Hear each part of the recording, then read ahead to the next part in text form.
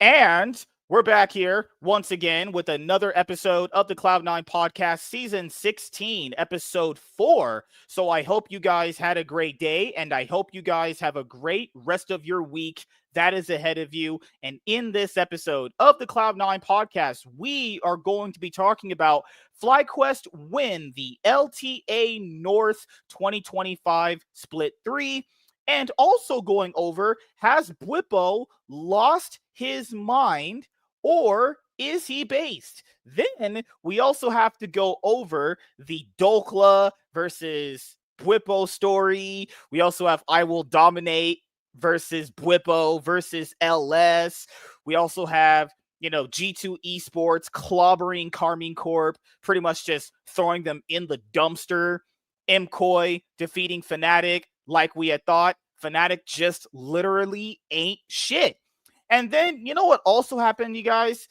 So on Twitter today, Bwipo was live streaming, and then he had said something about women. And then, anytime someone says something about, you guys know that anytime someone says something about women in just esports in general, people just lose their goddamn minds. So we'll also cover that as well. My notifications have been blowing up all day because, I'm the guy to clap back at all these fucking progressive weirdos. But joining me here in the Cloud9 podcast, this episode to talk about all things all esports and potentially NBA, NFL, and everything else is Mr. Blanks. What's up, man? How are you doing?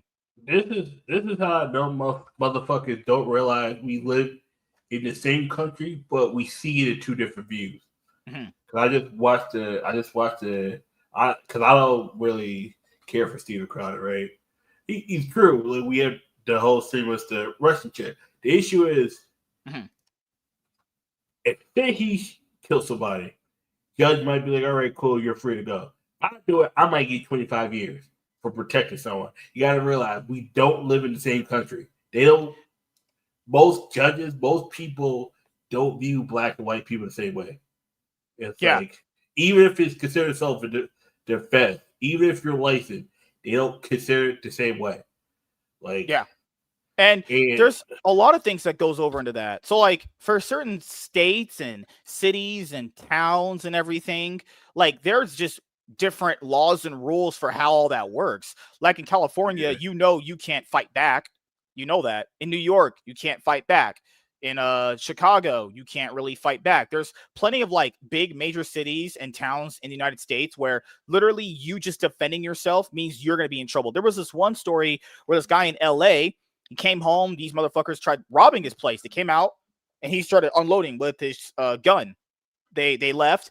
They called the police. Police came over and the police revoked his gun license because he was, I don't know, it's being mean to them or whatever, something like that. There was something that he might have been too aggressive to the police, but it's like, wait a minute, whoa. You could just lose your gun license just being aggressive to the police.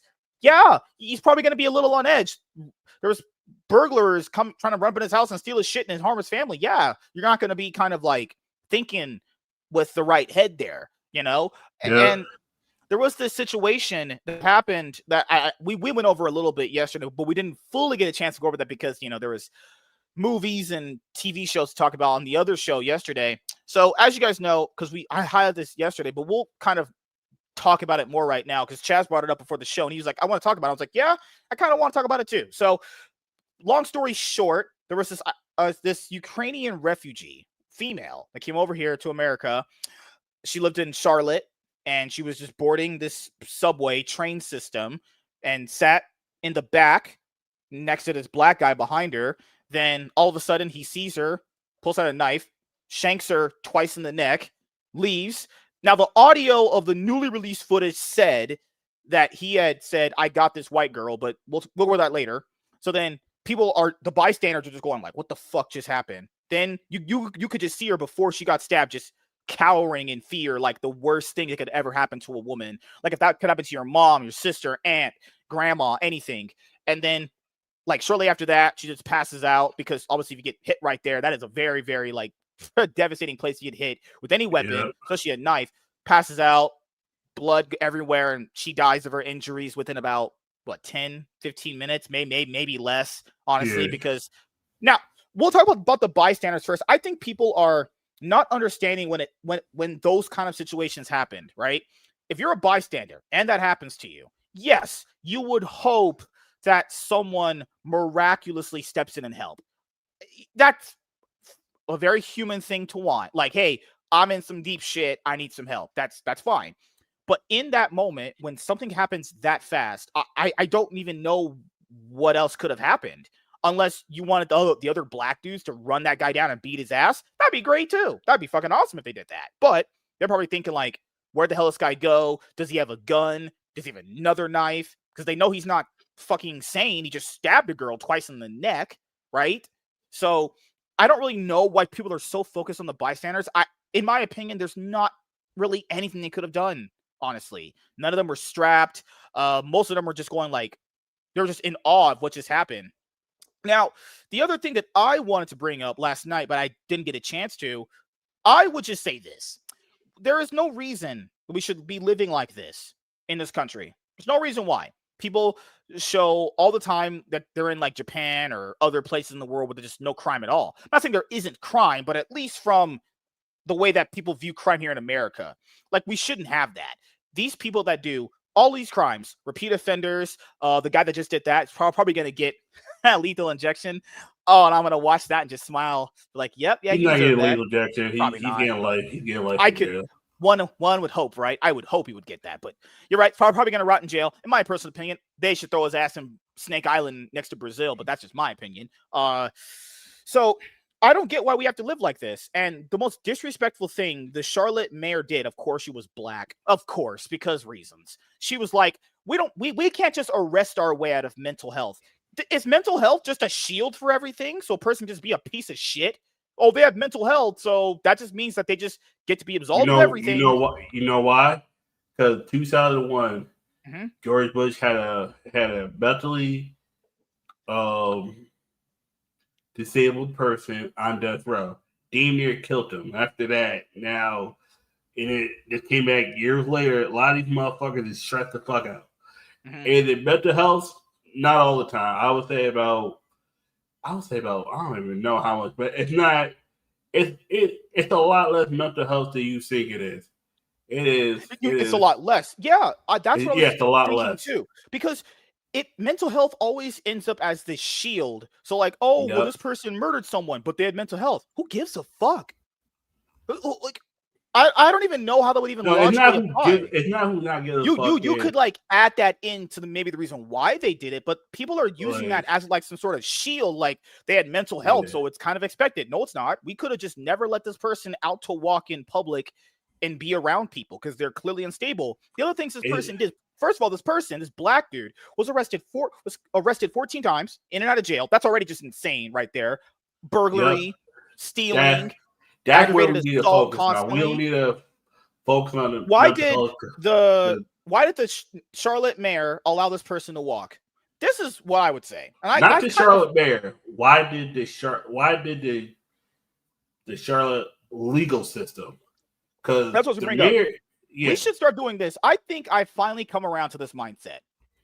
If the justice system in any of the states allows violent people like that to walk on the streets and potentially hurt people, in my opinion, I think I've come around to this mindset. Why don't you get charged with the same sentence then? Because you're the one that allowed that horrible piece of shit to walk around freely. Why does nothing happen to the people that allow these horrible people to walk freely?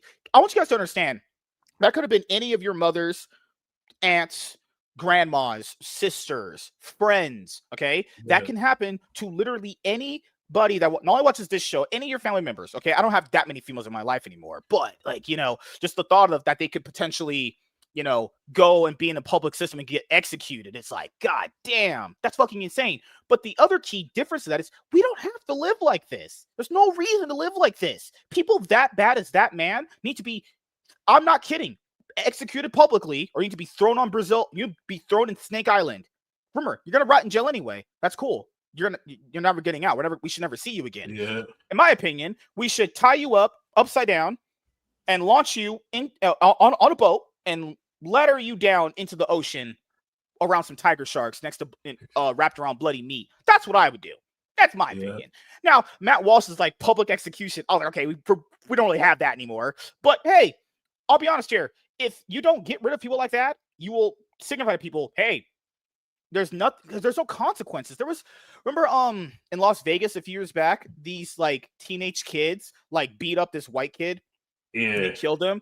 And then the kids, I think it was a mixture of black, white kids or whatever in this gang or whatever. They were like, yeah, but he looked at us wrong. And then the kids all got off on like some very light sentences because they're minors. I'll be honest here. If any minor teenager kid kills somebody like they did 2 years ago and it was proven on video they did, you shouldn't be able to. I don't want that. Why would I want those kids around my kids? I want you gone, away. But people are like, but they're too young. I don't care.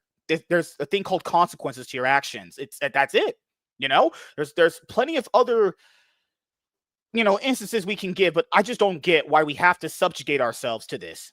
Like people keep saying there's a problem with the justice system. There is. Cashless. This guy got out of cashless bail. Cashless bail. This horrible fucking person got out. Not 14 times arrested. I think if you have a person that's been in and out of jail like that, another black guy got out. Very same thing. He was dubbed literally a danger to the entire community. You know how many people in a community could be? 500, 300, 4,000 potentially. They recently just let a black guy out who's that's the police literally call him a danger to the community. Why? Also, what's the point of being a cop? Even if you were a good cop and you lock these people up, the justice system throws them out back on the streets anyway, just for you to arrest them, just for you yourself to get hurt again. I'm truly at a loss for words. I truly think the situation that just happened with this lady should be a wake-up call to everyone. Our system is really bad and it all needs reforming. Or the people that let these violent offenders, repeat offenders out in the streets continuously, they need to be in trouble. Like, because they're never accountable. They always say bullshit like, but you can't, like, they have mental health and it's a racial thing. Let's talk about the racial thing then. This should have been national news. Like George Floyd. Think about the national attention George Floyd's got. That is the same national attention that this should have had. Doesn't fit the media's narratives like that because they want to paint a certain narrative out a certain way.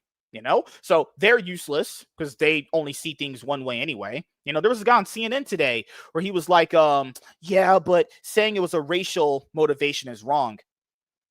If it's a white person or Mexican person, or Asian person, he's not wrong because we don't know if it was. It probably was racial. If that audio is true, that's pretty refutable, right? But I noticed it when it comes to that guy and like a lot of CNN, whenever it's a white or Mexican person or Asian person that does do something bad to a black person, they always assume it's a racial thing.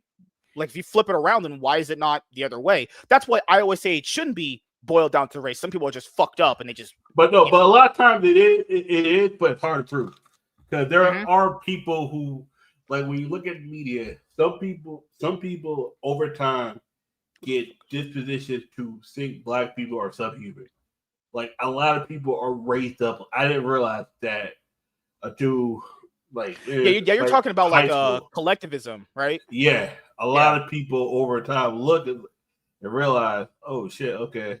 Some people are they're subconsciously are told not to like look at black people as human.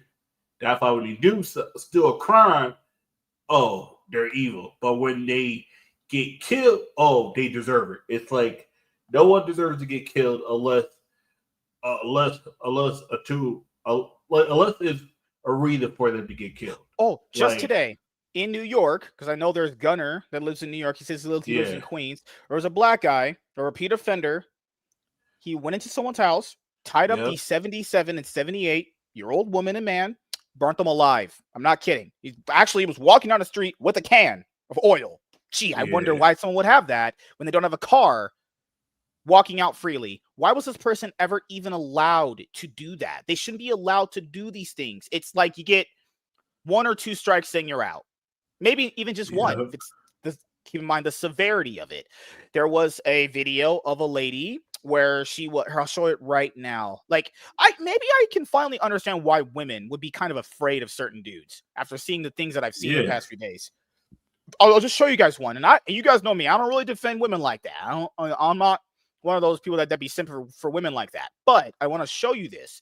Like, even to situations like this, where she didn't get hurt beside trauma. But, that's a hurt, right?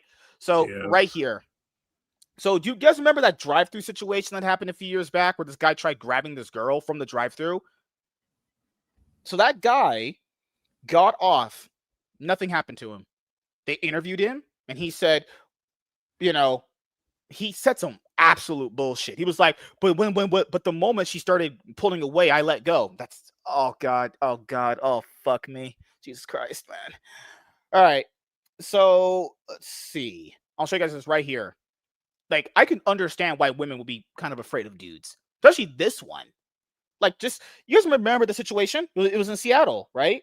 So this person tried to grab this woman and kidnap her, and he got released from jail. Cashless bail. He tried kidnapping a woman. He tried kidnapping her. Just released into the streets. He said that after she refused, he stopped. Oh, poor baby. Oh, fucking hell. Poor baby. The fuck? What in the world is going on? What do you think, man? Because I don't know anymore. It should never even get to this point where we have to even live like this. Like, it's being designed like that on purpose. They want the crazy outside. They don't want they want the United States to fall like they want the UK to be what they want the US to be what UK is. That is horrible. You see what the UK has become? No. This is much worse. UK doesn't have gun shooting like the way we do. This is much worse. They do have violent stabbings. That's true. They got violent stabbings. We got stabbing and shootings. Think about this. I'm gonna show you. Think about this. We got. They're good. You don't hear about UK having like mass shootings. Yeah, their problem is more like migration with like Muslims and Palestinians and a bunch of other. Yeah, I want to just hear what this guy said, and you would just wonder why this person is ever allowed to be around your daughters or moms or grandmas or aunts. I want you guys to hear what happened to this person. In 1 second here. Let me just make sure it's not muted. Okay, unmute. Woo! Lucky. Early morning hours of August 18th. Surveillance footage at a Ladybug Espresso in Lakewood shows this bikini barista serving a drink to a customer who then violently grabs her through the window, ripping her shirt. Screen captures give us a good look at Ezekiel Guerrero, the 19-year-old that Lakewood police tracked down a week later in Kent. You can see him here in handcuffs. Guerrero keeps repeating he was not in the right state of mind. It was just a flash. The moment I realized what I did, I let go. I'm gonna say, press X. Does that look like he wanted to let go? Yeah. Remember, that's all he said.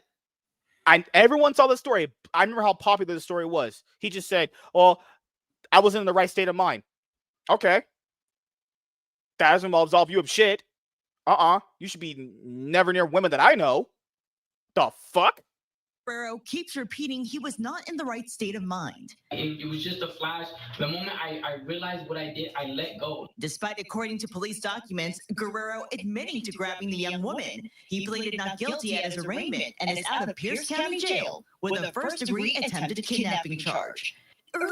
So he still has it on his record that he had a first-degree kidnapping charge, but the fuck does that even do? I asked, what does that do? This person is still freely roamed. This person is still freely allowed to roam around and potentially do something even worse to another girl. Because that guy was only 19. You already heard from that video. He literally said he wasn't in the right state of mind. Obviously, could be drinking or massive drugs, right? Whatever it could be.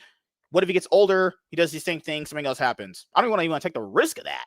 People are like, but he could change. He has a first-degree kidnapping charge. I don't want that person anywhere near women at all. That'd be my opinion. Sorry, that's just how life goes. You do fucked up shit like that, I don't want you around me. I'm good. Bruh, if you read about all the injustices that happened in the USA for decades, your faith in humanity would be non-existent. I was gone a long time ago. I know a lot of them. My faith had been gone a long time, dude.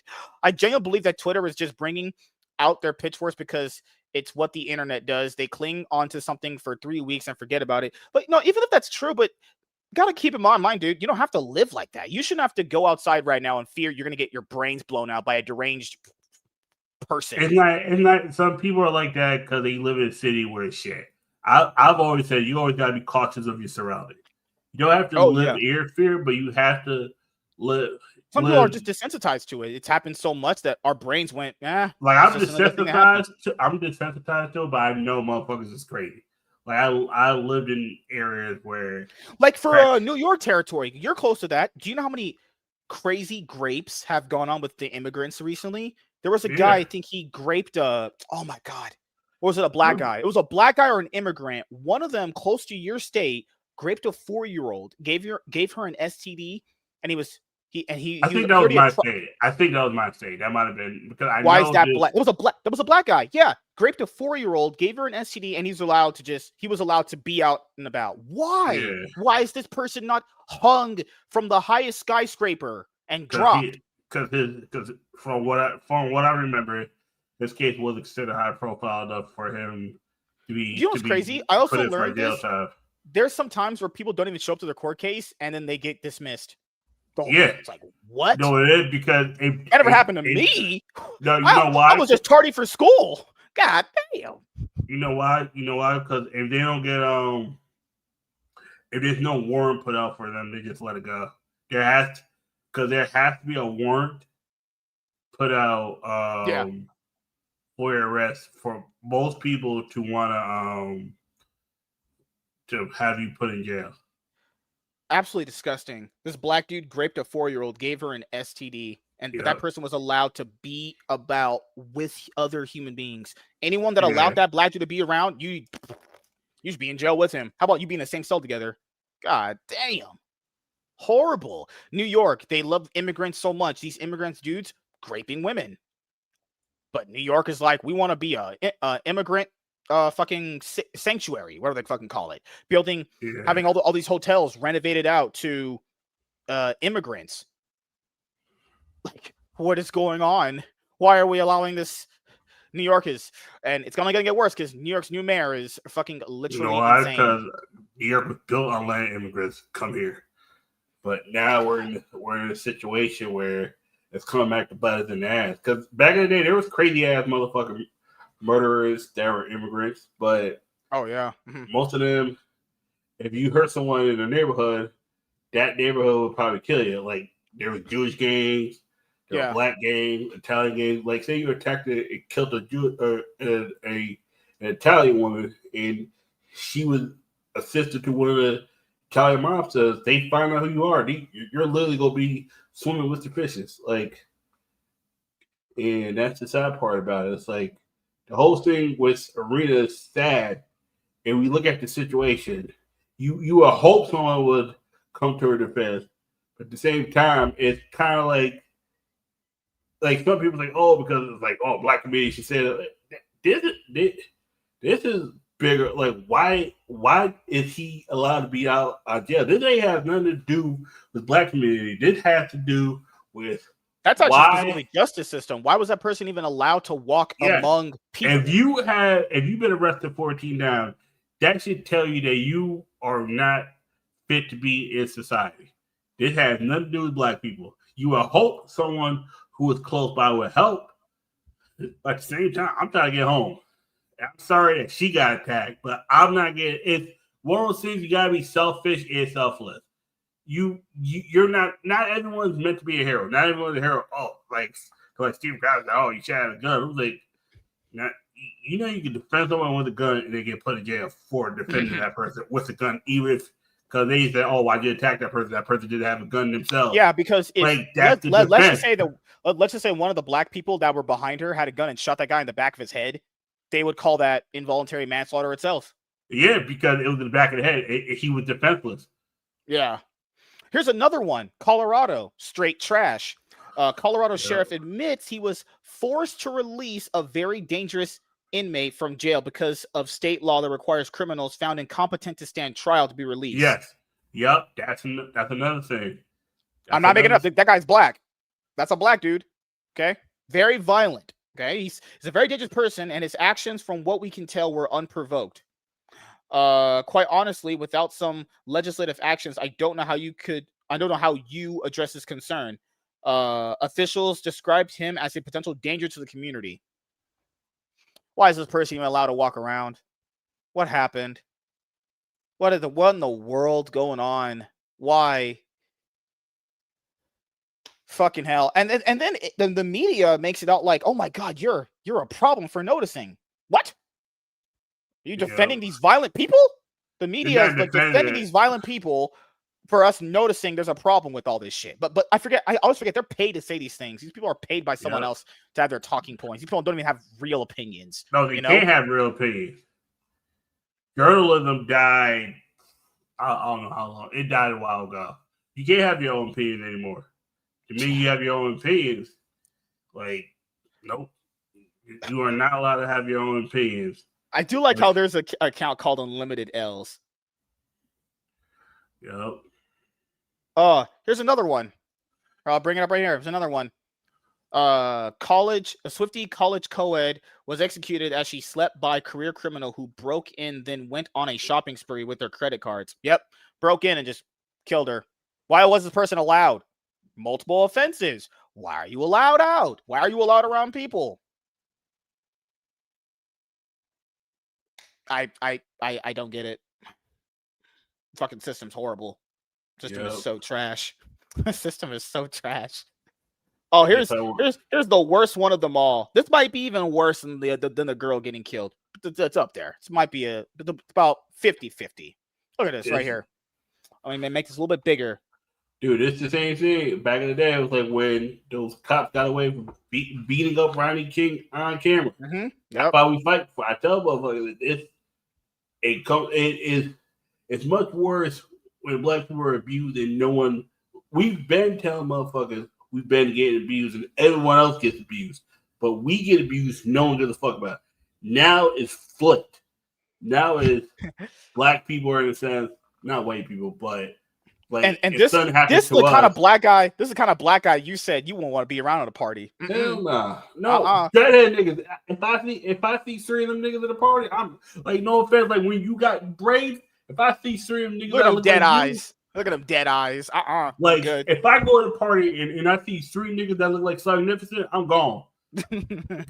If I see no, because you don't want to be at a party. Like no offense. Like if you see a party with a nigga that look like Riley, Magnificent, and Lil Wayne, I'm leaving because I know niggas smoke weed, smoke blunts. You know what's crazy? They would call you a bigot for that. They'll call you a bigot for that, but it's like, no, that's just me being perceptive. I'm call sorry. Me a bigot, but I'm not. I've been at parties where I stood a little too long, and the nigga that shot up the motherfucker was there and walked in. Nah, it's time to go. If, like I said, you gotta realize. Black people have a sense where it's not if it has nothing to do with me, I can't. Or they would call that a microaggression. It's like, how is it a microaggression trying to be cautious and safe? I'm sorry, black as people. As much as I would go to save her, I gotta wait for that motherfucker to get off the bus or the train. I'm not defending why. No, but you live in Connecticut, dude. You would have gotten in trouble. Like you would have saved this girl's life. I hope that this would have, in different timelines, her life is saved. It wouldn't have mattered. That other person who saved your life is going to get a consequence for saving a life. That's all. That's how you know the system is fucked. No, if you saved a life without taking another life, you're good. If you took that person's life while saving her life, you are going to be called a hero and then go to jail. Because this guy is like, holy crap. The only way you don't go to jail if you shoot him while he's coming towards you. You have to provoke the motherfucker to turn around with the knife, and you have to catch him on camera. If he try to stab you, you shoot him.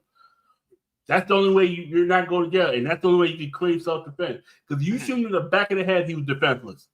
I remember there was a guy that got in trouble for that. A guy robbed a store from a dude, and then he shot him in the back, and that owner is I think he's not been sentenced yet. That's the same thing in New York. The guy is like, it's fucked up when you protect somebody. It's like that guy who got killed on the train. That white dude that killed the black dude. Like I said, whether it's self-defense or whether it's Daniel Penny. Yeah. Because that's the situation. Whether it's self-defense or whether it because that's another one too. That guy, not the person who killed him, but the black guy should have never been allowed to walk freely. Yeah. Ever. Like I've always said, you gotta be careful because I agree David Petty was right, but the issue is, was it self-defense? Because we don't know, because he has a sketchy past too. Anthony was it said, self-defense? we wonder why some of these people come out without being rehabilitated. A certain party is taking funding away from prisons for rehabilitation programs. Okay, It's not that they're taking funding. It's how you put it. As someone who's doing accounting, a lot of times they're not taking funding away. They're dispersing it across all these prisons, and then there's not enough psychiatrists to evaluate these people. So many people are going to go into the cracks. It's not that they're directly taking funding away. They're taking the job for those people to get help away. That's what it is. They have the money, but they're not hiring the people. That's you know what I'm saying? There's like say that they got $1 billion to help all the prisons, rehab people. Mm-hmm. But then there's like a $400 million like gap pay where they're not hiring the people or they're understaffing. That means say you got one psychiatrist for every 250 patients. That's too many fucking patients. Oh, this one should also scare people too. Give me 1 second. We'll go over this one first. Like, holy crap! It's exposed that this, I'm not gonna call this man. I'll say monkey. Man raped a young 4-year-old, gave her an STD, and yet was released from jail several weeks ago. He has a violent criminal history. This is a massive issue. We have arrested him 6 times. See, niggas like him. I see, that's the motherfucker where you about to look, you lock eyes, you like, let me get the fuck away from this nigga. This nigga start following you, and he got to pull out the gun. That's the problem too. Is like now we know potentially that the cops are arresting these people. They're putting them in jail. They're getting released. Where was this motherfucker at? Shit, I don't remember this one. They don't say. I don't remember where this one was. I was gonna say play the video, see if they. There is a video. My bad. You're right. It's only 25. Oh, you're right. You don't gotta put a volume. You could delete. Oh no, it's a video. You're right. My bad. Here we go. Is only 25, but is well known to Baton Rouge police. He's in Louisiana. He's in Louisiana. Yep, niggas. Baton Rouge. The minute you said Baton Rouge, I was like, oh no. I knew it was East Coast. I knew it was either Missouri or Louisiana. No, that's Southern. That ain't East Coast. That's them Southern. No. Baton Rouge has one of the worst. Louisiana has one of the worst prison systems. Just period. Oh, there was one. That's the same city. Did you see the one last year? MSK. That's the same. I think that's the same city where the 10 prisoners escaped from. Oh, yeah, I remember that. I remember that one. Mm-hmm. The black people. Yep. Yeah. There was one last year. Like 24 hours. There was one last year where these this black girl, luckily the white girl didn't die. This is a miracle she didn't die. Yeah. Was bashing this girl's head on the concrete. She had to have like emergency surgery. A bunch of people funded it. Now the black girl that did that to the white girl was apparently like they were like 15, 13, whatever. Yeah. She couldn't go to jail because she was a minor. It's like, yeah. And it's like attempted manslaughter. Nope. You should be in prison forever. You can't put him in adult prison. You gotta put him in juvie until they're 18, and I think that needs to change. I think if it's that severe, your life's over. No, some do go get tried in jail, but then they get put in juvie or they get put in like they get put in solitary until they're like 18, 19. I forgot it was Louisiana. I knew it was somewhere on the East Coast. Of course, weirdos on that ain't. Don't stop calling that. That's South. That is the South. That is not the East. Louisiana's trash. Popeyes, motherfuckers that next to Popeyes getting killed over chicken sandwiches. That's how you know that shit was garbage. I'm about to say, yeah, that is the South. Do not call that East Coast. That's closer to you than me. That is closer to California. No. Problems over the years spelled out in a plethora of paperwork filed with the 19th Judicial District Court. It's extremely frustrating. Baton Rouge Police Chief TJ Moore sat down with us Friday, expressing frustration after the same man is now accused of raping a small child. We've arrested him 6 times over the last 6-7 years. He's everything from firearm charges to domestic abuse battery, violation of protective orders. He's currently on probation, supervised probation. by probation and parole. It's only Who the fuck is his parole officer? Who's the probation officer? This First is how of all, you throw that motherfucker away. He's currently on probation. That's me. This motherfucker is constantly breaking it, getting more. I gotta stop giving niggas probation. He was on probation while he was given probation while he was on probation, while he was serving the old probation. God, that's why you know the system is horrible. This person was already proven to be a danger to the communities. Why is he allowed to walk free? This guy should have been on permanent house arrest. That's what I'm thinking. No, that wouldn't help. No, house arrest wouldn't work. House arrest don't mean shit. Think about Smokey was on house arrest. And Friday, that nigga was still at Craig's house. Anthony asked you. I think he asked you this. He says this is what happens when you privatize prisons. These private prisons really don't care about rehabilitation. They just care about quotas and profits. See, exactly. They don't care. Exactly when you privatize them, what they care about the slave work. They care about get whatever they need done. They care about the prisoner. The prisoners What's even crazy is you hear these stories where the guards are fucking some of these women in these female jails too. Yeah. Mr. Blankson, MSK, what are your thoughts on this? I've been saying this. If this guy goes back into prison, he should be put in a general population instead of being scheduled for general. Secluded from general. General seclusion. Nah. What's what we need to do? The guy that did that to that Ukrainian chick. No. We need to string him up, put him on the Empire State Building, and push him. That's what we need to do. Yeah, people like that need to be just yeeted from my life.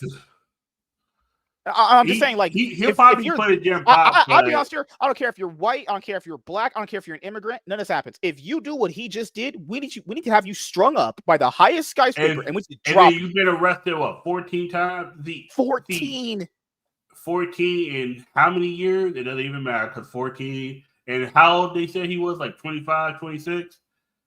How old was the guy that attacked their? He was 27. He was 27. That's me. That's me. Half your life you've been getting arrested. You 27. You've been arrested 14 times. Insane. That's me. It's actually you probably got arrested. That's me. You probably have to start a life of crime at maybe preteens. Has to be. 10, probably 10, 11, or you probably. James says, unfortunately, when we allow police officers to send people to general population, knowing they'll be killed, you also give them power to choose who gets protected. Not always. Yeah. Sometimes you get killed. Shit, and if someone's gonna kill you, they're gonna kill you. But WG says, "Get you a man that would defend you the way Mac defends his white women after they've been threatened online." But you gotta realize some of these situations. We're keeping and this goes back to the whole shit with Joe Biden. Motherfuckers was go to jail over some bullshit ass weed charge, 30 years, but then a nigga. Mm-hmm. I mean, there's a motherfucker literally. Or you know what Joe Biden said? Joe Biden was like, white supremacy is the biggest problem in America. No, I think the shitty justice system is the biggest problem in America. Letting violent people like this out and about. It's not even letting shitty people out. It's not having a balanced system. Oh my God. Someone who got caught with an ounce of weed going to the Lake and Riley situation? Do a more years to someone who caused triple homicide in a drive-by. Remember the Lake and Riley situation? A guy who in and out, not really in and out. I would say more like he was illegal, drug charges and everything, was allowed to roam freely and stalk a girl and grape her and kill her. Yeah. Why was this person not allowed to be in our country? You just have to kind of wonder, what the fuck is going on with all these things? And it's not it's even worse. This is even worse. This might be the worst thing of them all. This was San Fran Transit saying, we refuse to release crime surveillance videos because it will make people racist. Yeah, it's racist knowing how bad certain people are. What a fucking disgusting part of California that is. If you show most of them being black people, we're going to say all black people are evil. Then you're going to find out, nope, it's black, white, Hispanics. Because, no, this is what it is. Where was the quote in here? It said, releasing videos, quote, would create a racial bias in the riders against minorities on the trains. Even let's just say it does. Let's just say hypothetically it did. You can't just keep evidence away from the cop. You can't keep evidence away from the law, the authority. Yeah. Even if what? So it's racist to release footage of a criminal doing crime. This is why this state is horrible. Did you guys just read what I just read? They think You know the fucking thing about it? So this thing is don't be a serial killer like that black guy. Don't be a rapist like that Lake and Riley fucker. Don't be anything. It's fine to be those things. Just don't be a racist. Next year, Pokemon World is in San Francisco. It makes me not want to even try to go to Worlds because I don't like San You're basically just confirming right here. You better not ride the train there because they don't give a fuck. They don't give a fuck at all. Or public. That's even worse. It's even worse to keep it from the public. We should know these things.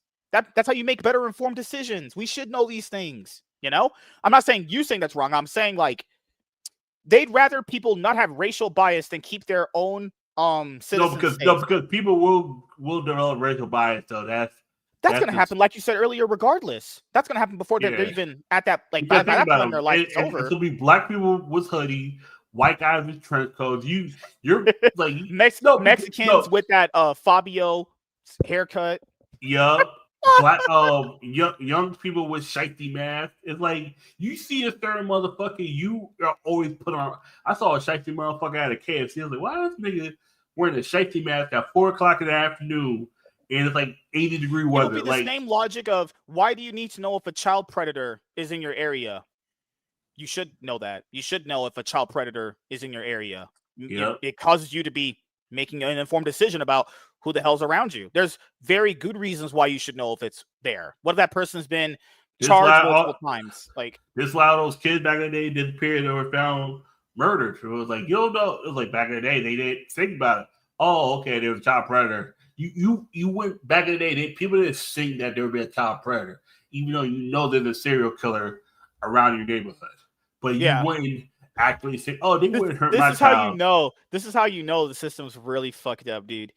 They'd rather not create racial bias than show you potentially violent crime that happens on their train system. Also, keep in mind, California's been given lots of money to fix this problem. Why not have security? Why not have armed people there? Military. Doesn't matter. Just fix the problem. There should be no real reason why these problems should exist. We have enough money. Gavin Newsom got $24 billion to fix homelessness, did nothing with it. They asked him, where'd the money go? I don't know. That's how you know that motherfucker ain't shit.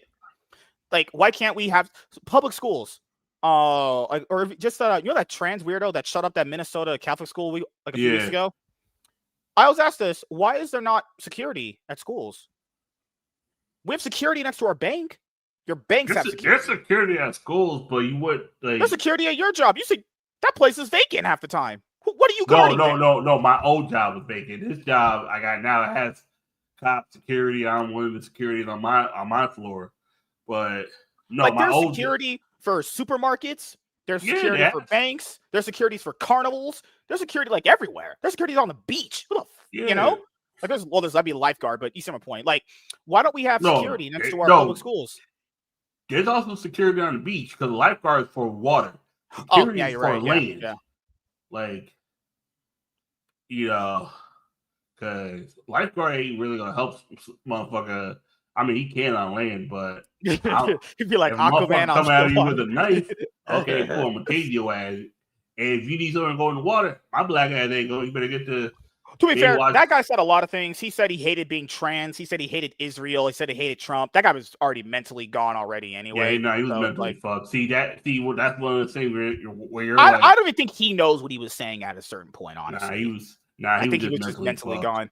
Labs, what's up, man? How you doing, buddy? So, like, League, I think MSK streams need to new ref. Oh my goodness. Oh yeah, we should talk about League. You're right. But no, I wanted to go over this stuff anyway. But like, it's just. Trust me, lad. Right? This will lead into the league. Yeah. It just gets frustrating that we have all this money, we have a great country. Why do we have to subjugate ourselves to any of this? This shouldn't be allowed. People that do violent crimes like all these people did should not be allowed to walk anywhere. In my opinion, either you get thrown into Snake Island, we string you up upside down, drop you from the highest skyscraper, drop you into the ocean with bloody meat, or we could publicly yeet you. I can't say the word, but we can yeet you. I'm just saying, got to be a little bit more. And I get it. A lot of people don't want to see that video on their feed. I don't want to see it either. But it's like you just get tired of this stuff. Like the system is bad, and I think anyone that allowed these criminals to be out there, I think you should be in jail too. I think you should be held accountable for the bad people you let out intentionally attacking people. That black guy, he raped a 4-year-old. Why was he allowed to be around us? Raped a 4-year-old. Let's get the axe. Frank, I can't say. Remember that thing I got in trouble for saying? Yeah. Oh my god! I said that I would put those black dudes in a gas chamber. Oh, shit. Oh shit! Oh my god! The ones in Memphis, right? Oh yeah. I said. Oh. I can't say those words again. I ain't getting in trouble. I'm good. I tell right now, Memphis got to own this shit, man. After the whole young Dolph, man, Memphis is like Southern Gotham. It would just depend on how many times. I think you get 1 or 2 chances. That's it. I think that's more than enough. Maybe 1. Really, just given the severity of the problem. Just okay. It can't handle the Mac. Oh my goodness! Stop lying. All right. What did you want to cover first for League? Let's cover. Actually, probably should cover the Bwipo thing. That's the biggest thing that just came up. No. God. Yeah, Holy shit. So there's a lot of situations with Bwipo. Good old Bwipo. Good old retarded idiot. As I always call him. Retarded idiot. So let's start with the Dokla situation first. So at first it was Dokla versus Bwipo. Then it was Bwipo versus I Will Dominate. Then versus LS. Then it was Bwipo versus the entire community, where he pretty much now has made himself the villain of the league. But being honest here, even the villain of the league, him and Inspired were after they had a shit talk last year. It was the LCS 2024 Spring Split Finals, you know? And hey, FlyQuest recently just won the LTA North 2025 Split 3. But let's be honest here. We knew they were going to win. Like we all said, they're the best team. They're going to win. Doesn't matter. But this is the thing where, like, when it comes to trash talk, I'll be honest with people, there's comments out there that are like, well, you got to trash talk before the game. You got to trash talk. There's no rules to trash talk. I don't know who told any of you that. There's no rules to trash talk at all. You can shit talk someone whenever you want to. It's just only League people say there's rules to trash talk when I'm not listening to these motherfuckers who play League. They literally live at home with their mom, having sex with their socks. I ain't listening to you. Plus, your sheets is crusty. Your League gameplay stinks.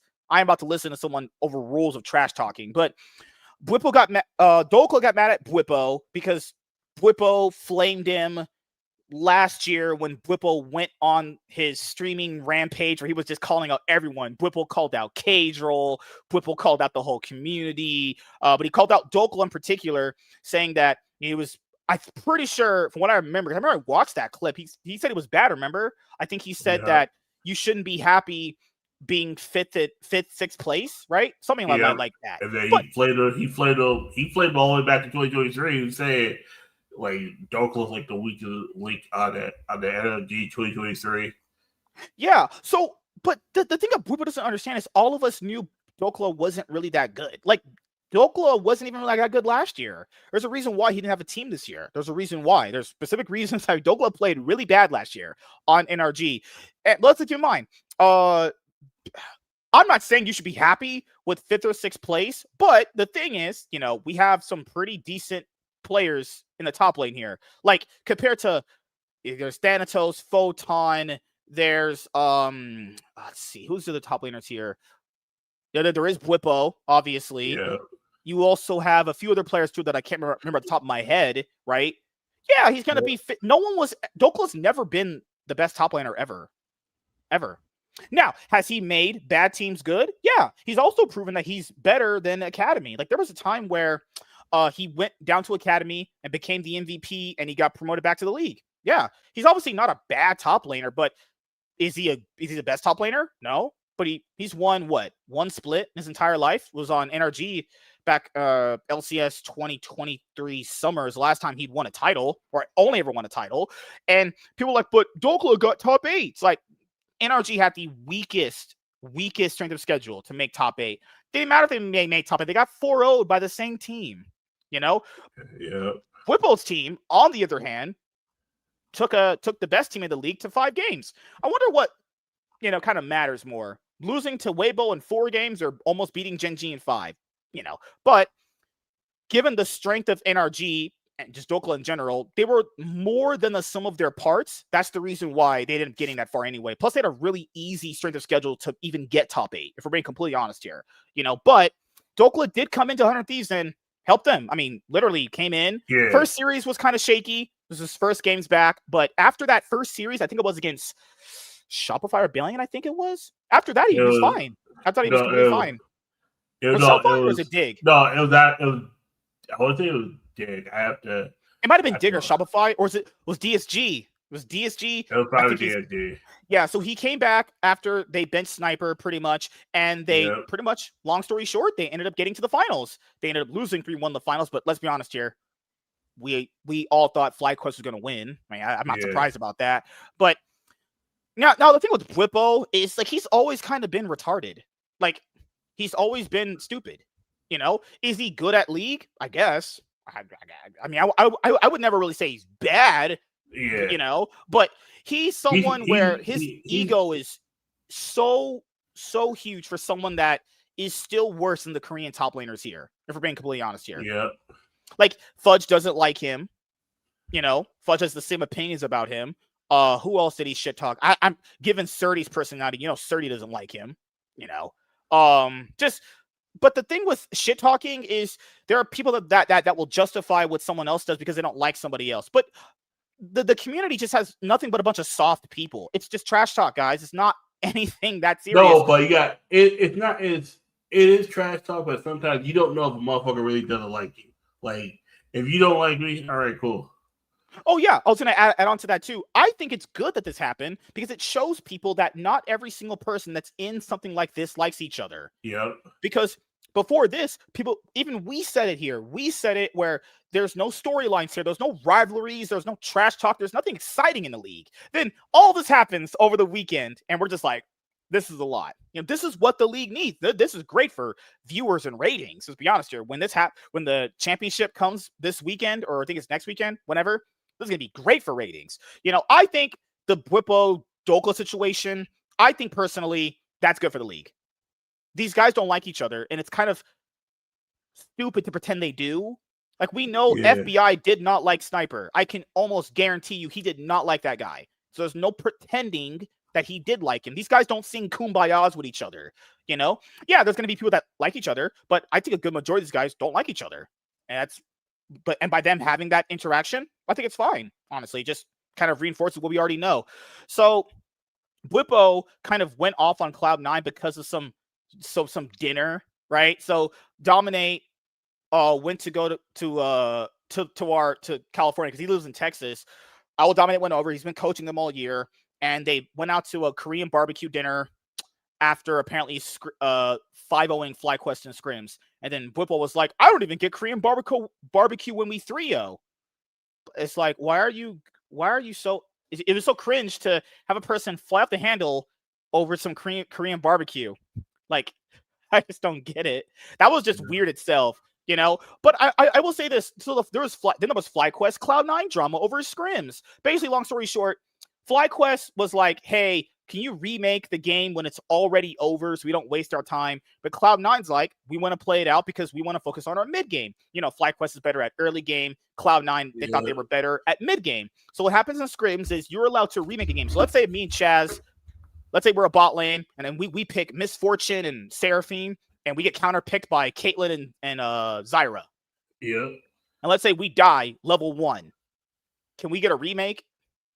Because you'd be like, this is unplayable. There's no point in playing this out because there's nothing value in that getting stomped repeatedly, right? So FlyQuest goes, hey, we want to work on our early game. Cloud9 want to go, we want to work on our mid game.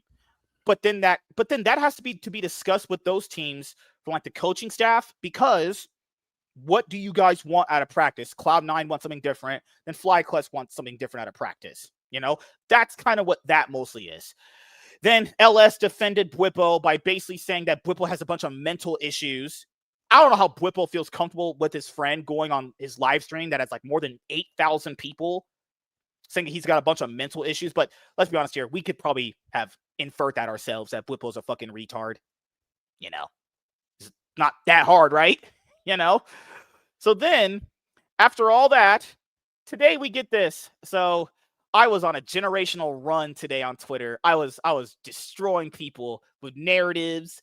Laurel was being a stupid bitch as usual.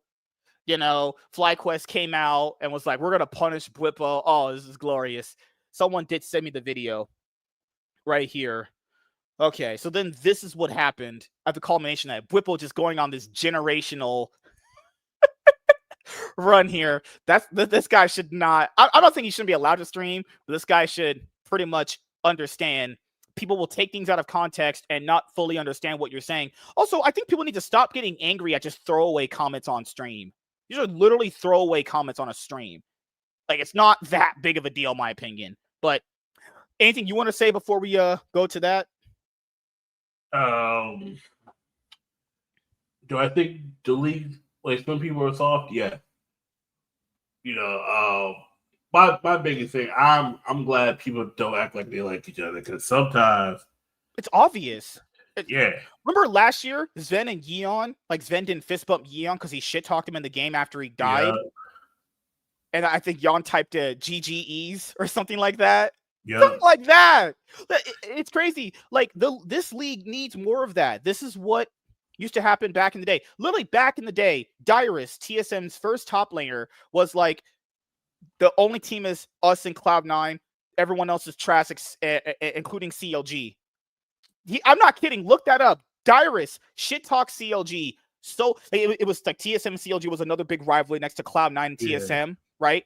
Dyrus went on stage and was like, "Yep, the only two teams are me and Cloud9. Everyone else is trash except for us and CLG." God damn. That was the same thing. And Doublelift with shit talk TSM. He called him free SM. He called him free SM. That blew up back in the day because he called him free SM. People call I always say free 9.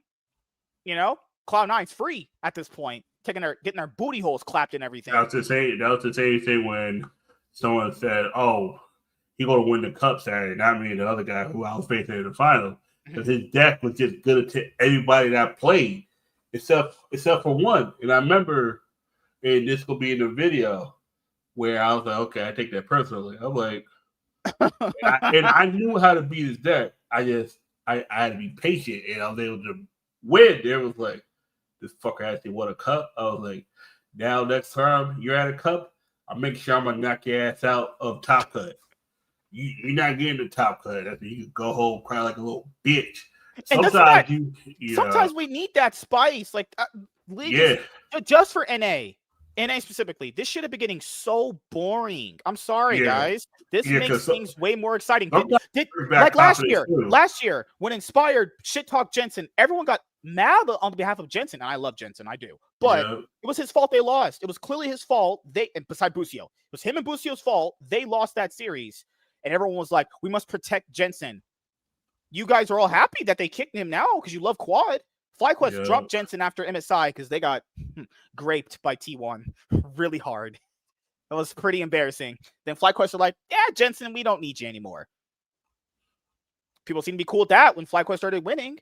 You know, if people just want to clutch their pearls so hard for another person, when it's like, this is how sports is.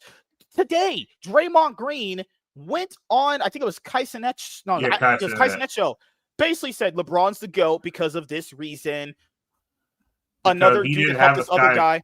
He said Scottie Pippen. He respected Michael Jordan, and he respected Scottie Pippen, and he gave another duo, but he said one of the guys in that other duo was trash. It was Matthew Dellavedova. He said pretty much he was like equivalent to my coach Steve Kerr. You get this shit off Michael Jordan. You shit on Steve Kerr twice because you said Steve Kerr was trash. He said that N-word is trash. I'm sorry. Yeah. Like, we know Draymond Green is a shit talker. Do you think that guy likes every single person in the league, guys?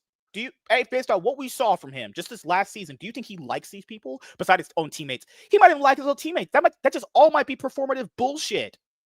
You know, like a lot of people thought back in the day that Kobe Bryant and Shaq were good friends because they would win a lot of games. Kind of find out they hated each other. They fucking despise each other because Shaq was lazy. Kobe wanted more. You know, the whole story, right? Yeah. It's whatever they're portraying on the surface is a lie. People think that Reckless was a nice person. He very evidently was. He was a piece of shit to people. I don't get why people think just because they see someone do something on a screen, that means that it's the entire person. You know, like I'll be honest here. Do you guys think Sven likes Blabber right now after what just happened with Cloud9? We haven't got to Cloud9 yet. Oh shit! You know, Cloud9, Team Liquid. yeah. Do you think You Sven think is Yeon is happy? still fucking with APA? You think? Yeah, you think Yeon likes what happened with Core JJ? Man's over his brain perma running it down the whole year. Like, they would interact because they never leave their rooms. No, there's always a solo queue. These guys are always matched up in solo queue because they're in challenger or low challenger. They're always at some point meeting each other, you know, or people talk shit on pros and everything like that. So Bwipo was live streaming, and this is the full video. So people try to cut out the context of it. Someone actually sent me the legit full video of what he was saying. So, you know, didn't want to represent what he said wrong, you know. So this is what he said. Yeah. It's her birthday? Wait, is it actually? Well, I think there's just not enough support for female pro players and female, like, basically, like, women's anatomy and their monthly cycles are extremely different from males, and there's no proper support system for women to go through what they're going through when it comes to competition, in my opinion, at least. And I think a lot of people, like, even men that play this game, just tilt out of their fucking minds when they play League of Legends. This is why before we finish, this is why you know this guy's a spastic weirdo. How did he even go to that? Just in general. This man went from there's not enough support system for women to men's tilt. First of all, those aren't even the same thing. People are out here making all of these false equivalencies to shit that doesn't even make logical sense. Whatever. I'll let him finish, then we'll go over it. So when a woman is on the wrong part of the month to play competitively, right? I mean, there's a time in the month where you should not be fucking playing competitive games as a woman, in my opinion. This is my experience having lived with one a while. She played a lot of League Ranked. It was just like, it was really obvious when she was just getting super irritated at every little thing. And that's not trying to be sexist or anything, it's just the way it was. I wouldn't really view that as sexist, though. Women on their periods are angry. I don't really see the issue. Like, if people interact with women on their period, they're very angry because it's a natural thing. It's a very natural thing that I understand. To be honest, I understand why they're angry. They got to bleed out of a certain place. That would be, you know, they have bad cramps and a bunch of other things. I don't, because even if you read the chat here, if you read it, because you guys can't see the full chat because I have the StreamYard thing on where it shows the comments on the stage. You know, there's comments here that aren't even really that bad. I don't even know what's wrong with this. I'm being honest here. Also, if people are mad about this, I hope you would keep that same energy for women that worked with the EWC recently. People, were they outraged about that? I mean, this is very mild compared to certain women that work with the EWC. Kitty, everyone's favorite Asian girl, works with the EWC. How would you equate that to the EWC? Okay, so I would equate it of, I'd say there's one or two ways. If people are going to be mad about this woman issue, then why are we not mad at an actual woman working with a government that kills gay people? The question is why anyone from the league go there and play with them? That's the question. Well, they need money, and then they would say they need money. You know, that's probably the only reason. That's the same thing for men and women. Like, why, if you already are getting paid by the league, why would you go over?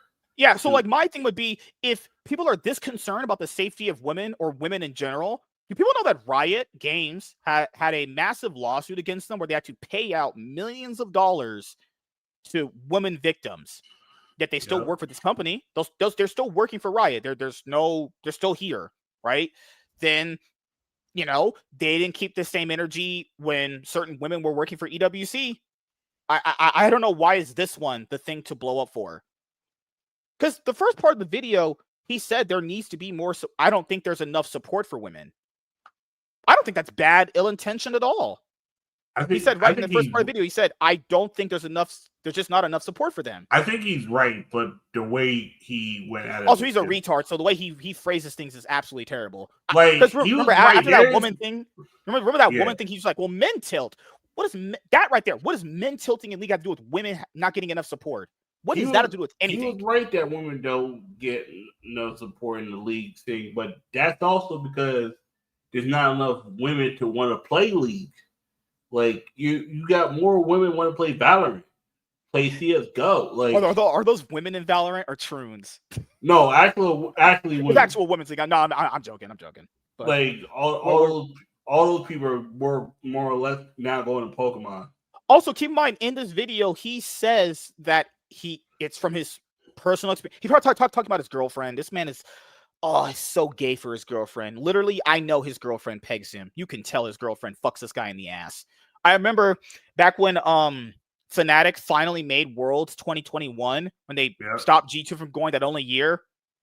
This man didn't give any credit to his teammates, gave no credit to the coaching staff, said it was all because of my girlfriend. I'm pretty sure Adam's the one that got you to Worlds, you fat fuck. But he even considered himself a top 3 jungler when he was playing jungle. Like, okay, dude, you're fucking insane. But I'll be honest here. I watched this. I don't think it's that bad. I literally work around more women than men. There's women that have come into work being like, I had my you know what. Okay, and people are okay. Now this is an actual equivalency to how this would work. So people would say, why would you equivalate esports to women that don't have a job like that? Well, they're two different things.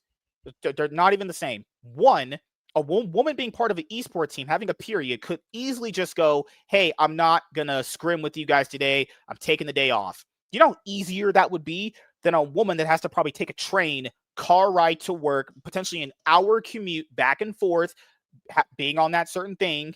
That's different. She probably can't call off that day because she has to work and make money for her family. Yeah. You see how those situations are not the same? Because people had said, oh, but this affects like women in esports. Women in esports could literally, they don't go to a job.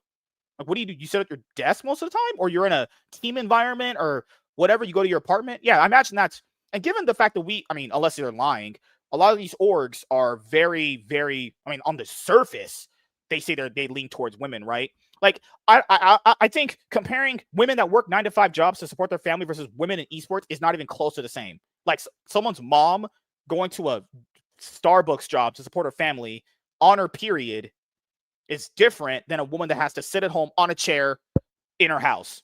Yeah. I don't even know if that's not even possibly the same. But I think understanding, like, I would say I don't know if you understand this, but saying women are on their period can't handle competitive situations is sexist. Even if it is, I don't really. Sure, but also, wait a minute. I think if you want to look at it that way, then that's just how it comes off though. Like some things are gonna come off that way, whether they're sexist or not. I don't think that's bad though. Like even if it is sexist, let's just say it is. What's bad about that? There's nothing bad with saying that. What's bad about saying that, though? That's my issue. It's like people act like he did a crime. What was bad with what he said? Women are emotional in their period. Like, here, give me 1 sec. You talk for 1 second, okay? Yeah. Give me 1 second. I think he just used a bad example. Think about it. We know that goddamn the women's league, but no one really talks about it. Like, we'll go over that too. Yeah, let's finish the video and we'll go over that. Okay. This is not a good time right now to, actually just get up and grind. This is a time for me to relax and maybe do a bit more VOD reviewing, maybe do a bit more, looking at the game. Maybe have a different account entirely to play when they're going through that. I think these can be solutions in order to make it a much more fair playing field. And I think ultimately the problem with this is, competition isn't going to schedule around your period. Yeah, okay, you guys can't see this comment right here. This guy says, there is a large online community that would say you're evil for that take. Yeah, evil for... I don't think he did anything wrong. I'll be honest here. Him having that Dokla problem and being mad at C9 for that random reason is stupid, right? I don't think there's a problem with what he said. Even if you want to call him sexist, that's still not a... people... That doesn't mean he's wrong, right? I don't see the issue. I'm being completely honest here. Or schedule around. Like, is he saying that women can't handle high intensity situations because they have their period? I believe so. I think if that's the sentiment, that has to be varied between a case by case basis. If his overall take is, hey, women shouldn't play League or shouldn't be in high intense situations because they might have a period is like, oh, okay. But wouldn't that be considered a concern for their safety?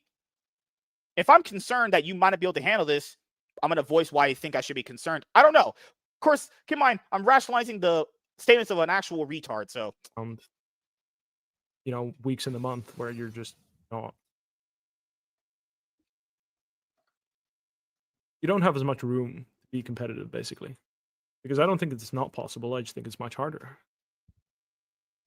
That's my experience. I could be wrong, but I think it's pretty apt because ultimately this is the truth in all sports and all, like mental sports. That is, like, even if you look. Okay, so if he's talking about esports, that's different from a woman competing or going to a 9-to-5. That is not even close to the same. It's not. A woman who has to provide for her family goes through that because they just do. Keep in mind, when they're at their job, I've been with women who've had this. They're not good. They're not nice people, right?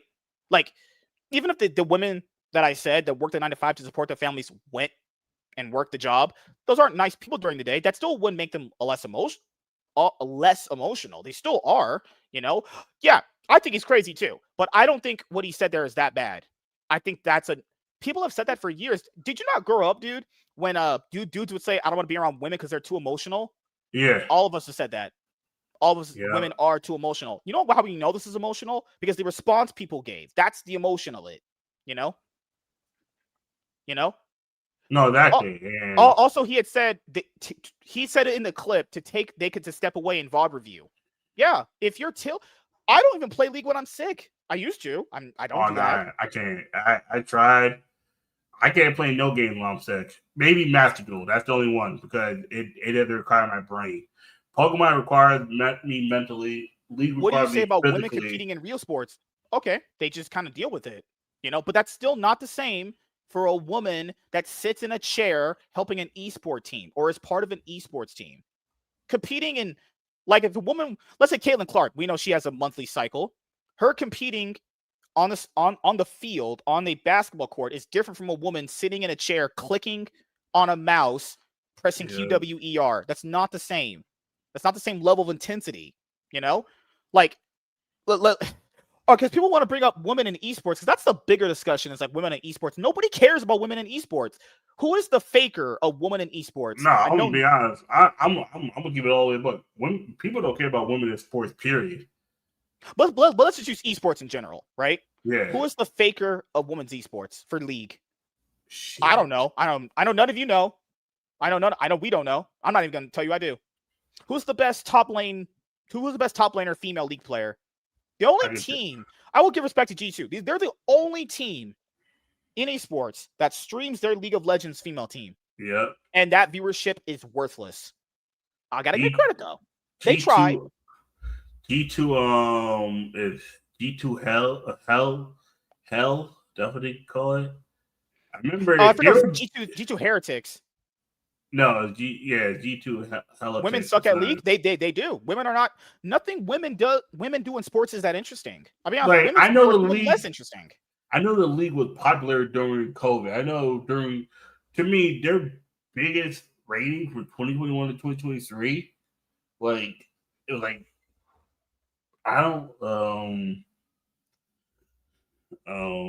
even know a bigger faker than MSK. Oh shit! Oh shit! Oh god! All right. My bad. So, yeah, but nobody knows who they are. They're not ever going to get picked up by pro teams because they're not as good. I imagine they did. We also there's this guy that works at Riot now where he has been actively trying to get out Smurfs. I forgot his name. He's been working on literally getting out Smurfs. Because this guy replied to me, he said, "But dude, I Smurf accounts to pay my bills." He sent him the reply he replied back to him was a job application at McDonald's. He said, if you're gonna boost people's accounts, go work at McDonald's. I'm just saying they probably have their accounts boosted. Just being completely honest here, there's plenty of people that have their accounts boosted. They're cracking down on that now, but the women that aren't good at League, they aren't good enough to be on the male teams. I'll be honest here, they probably maybe practice with them. probably tried them out, but they aren't good Yeah. enough. It's just what it is.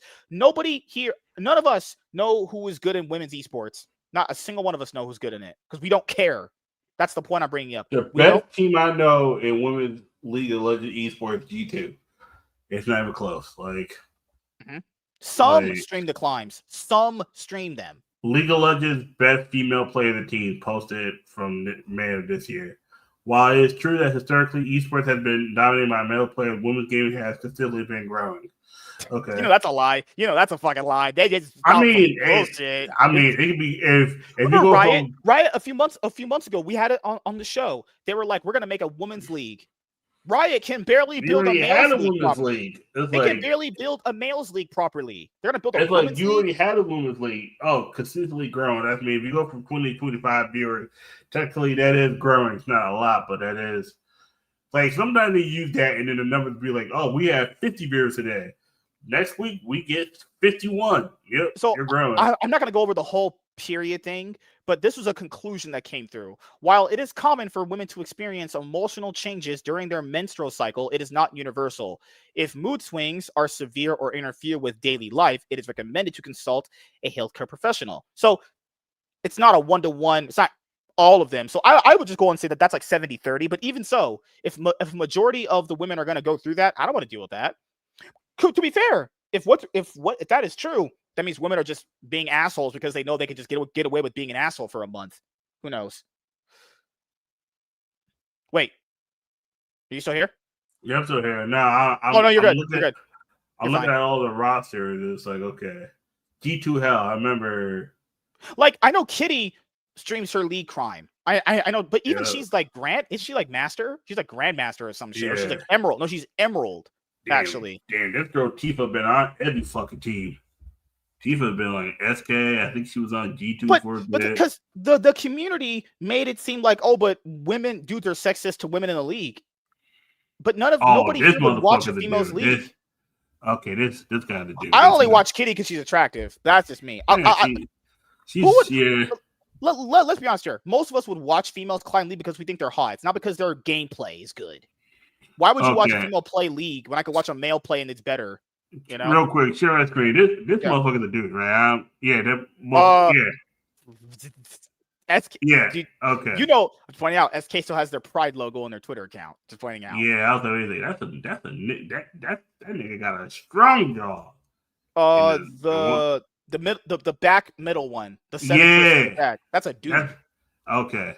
Mad Lions, you got this the team I started following right here. This was the team that was beating everybody. She wasn't the middle. It was Gotcha. See, that's was- what, scroll down for G2's team. Okay, G2 puts not that black girl. She looks like shit. But that's cool. Don't shit on Liza, man. Don't. Yeah. That's you and James can have her. No, but I'm saying, look how cute. Would you watch I them take the play middle league? laner. I take the fucking middle laner. Oh, that's pretty. They have some cute middle laners. This was their middle laner. That's Vitality's before. team. Oh my god. No, but Tifa was on G2. Is that a dude on the side? The one with that jaw. That was Yeah, Chromac. like Yes. Yeah. Like they are talking about this league is already women and trans people. You know Like what's crazy here? If you didn't bring this up, I wouldn't even give a flying fuck if whoever those people are. Nobody cares about these people. Yeah. Though. No one cares about women's esports. There's women Counter-Strike teams no one cares for. There's women Valorant teams no one cares for. People don't care about women's esports like that. I have to tell people you don't have to fake to care about them. They don't care about women's sports in general. We know no one gives a fuck about the WNBA. You know. I watch her contact because she's actually now kind of getting out of the shell because she used to be reserved like a motherfucker. Now she's hey, got that pain and all this. Mac though, she probably would. She probably would definitely 1v1 me. That's fine. That's fine. This one came out popped off. Women chess players are definitely successful. What's the difference there? Can you name them?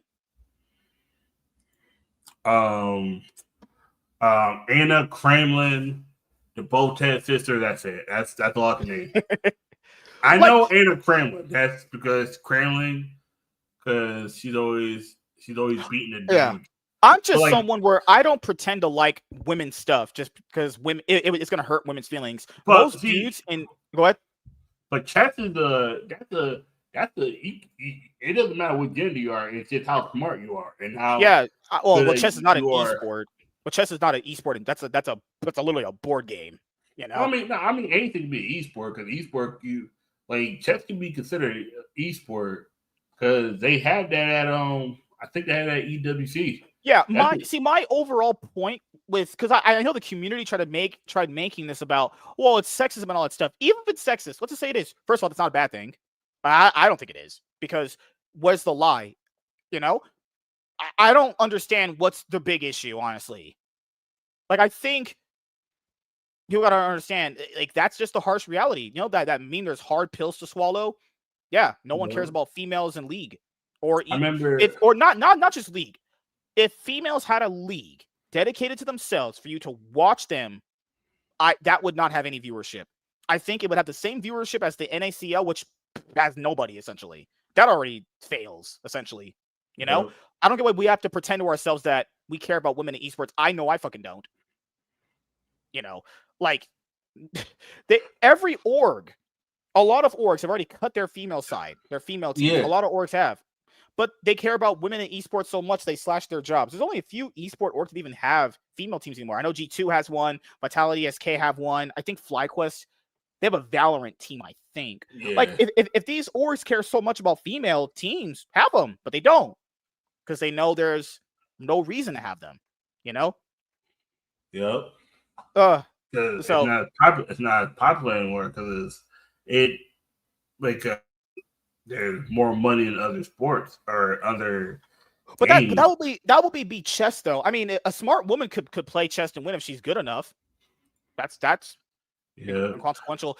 You are somehow spinning this away from his overall point of women are too emotional to play League. I mean, multiple things can be true at once, though. And you're instead saying, yeah, but no one actually cares about women playing League. Yeah, both can be true. Both are true. Both can be a truthful thing.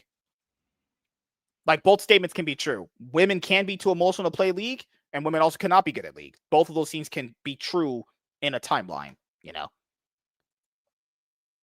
But the overall issue was the period thing. It's like, yeah, women get more emotional during the time. It's called PMSing. Is that what it's called? I'm pretty sure it's what it's called. Maybe I'm wrong.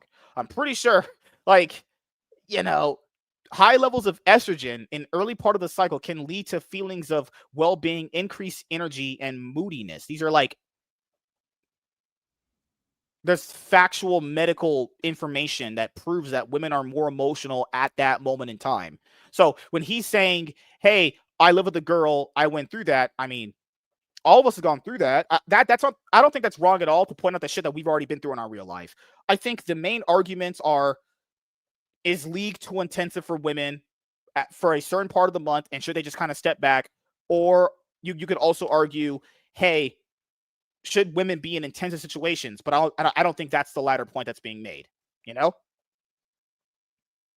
No, exactly. I think the point we need to look at is what's the appeal to women in esports? There is That's none. what we have to look. I'll be honest here. I'll answer that for you. None. What's the point of watching? Equality says, oh, women should, like, okay, women can play esports. It's like, but, no one's stopping them. Yeah, if a girl picked up a keyboard and said, I want to play League, go ahead. That's fine. The best female won't be like the average player. I mean, the average actual, like, if you put James versus one of the Afro Moo, who's retired, could probably beat every female player. Like, if you put James, I guess one of the women from G2, James is probably beating them. It's like it's just one of those situations. It's like a semi-pro basketball player is, if you put a wig on him, tell him to join the WNBA, he's averaging about 35 a game. Like, so PMS 80% efficiency. About 85% of women experience some form of premenstrual syndrome, which involves physical and emotional symptoms that occur before and during menstruation. These symptoms can include mood swings, irritability, crying, and difficulty concentrating. This is factually medically provable, you know? So when we're like, women are too emotional, yeah, they have a time of the month where they literally have to, you know, blast things out of their vagina. Just pointing out, you know? Like, so there's multiple facets you can take it. Number one is, I think the ultimate one for me is, I think people are virtue signaling a fake ideal that they care about women in esports when they really don't. Like, there's a bunch of female teams right now who play in Europe. People don't watch them. They don't care. It's just the harsh reality of it. People could watch them right now. They don't. They'd rather focus on this drama. The second thing is women and being in intensive situations. That's not what was said. What was said was shouldn't play League when they're on their cycle.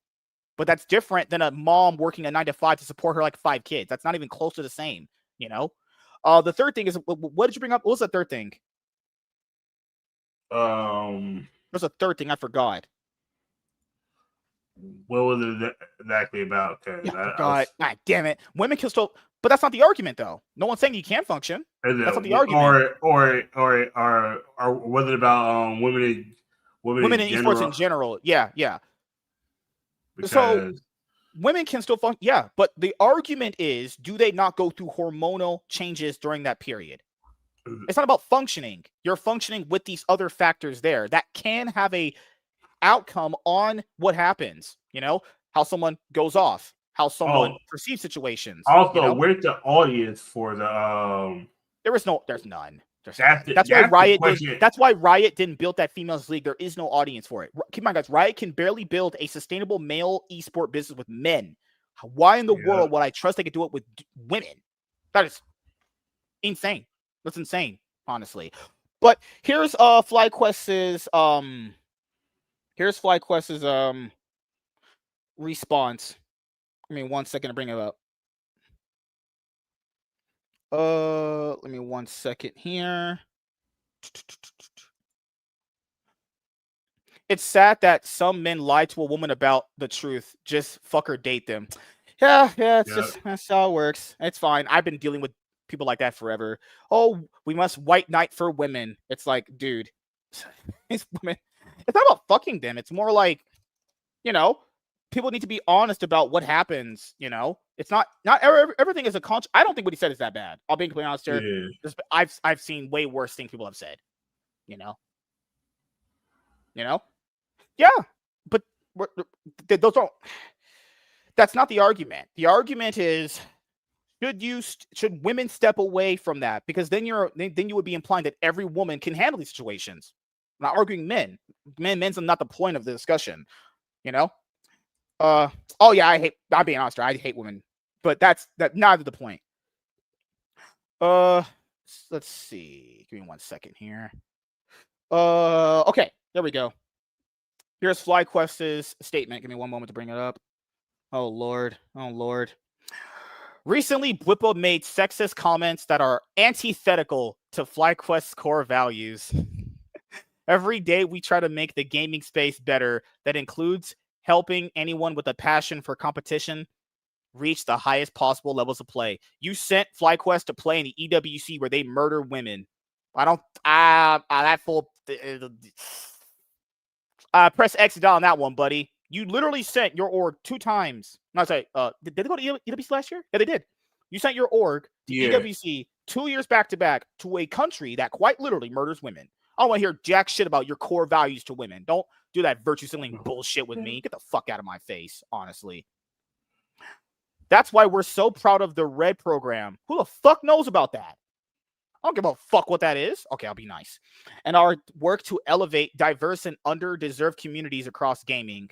Comments that might discourage even one young woman from pursuing her dream of becoming a pro player harm the future of esports. Yeah, FlyQuest was last place because they I mean, technically not last place, but they're put as last. It goes. I have to laugh T1, at that. Women are not the future of any. G2. If we're talking about League, there's no woman that's the future of League. Faker is the future of League. If Faker retired, that's why a lot of people are celebrating Faker not retiring and having his contract extended for 4 years.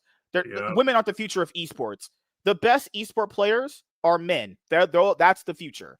No woman's the future of jack shit here. Sorry to burst anyone's bubble. That's what it is. And we take that very seriously. While our first impulse is to educate when clearly ignorant comments like this are made, accountability is also a core value of our organization. As a result, we will be suspending Bwipo from play for the next series in the LTA playoffs and donating his event prize money to causes that support women in gaming. Like that's gonna do anything. They're in Worlds. Okay, that. What is this?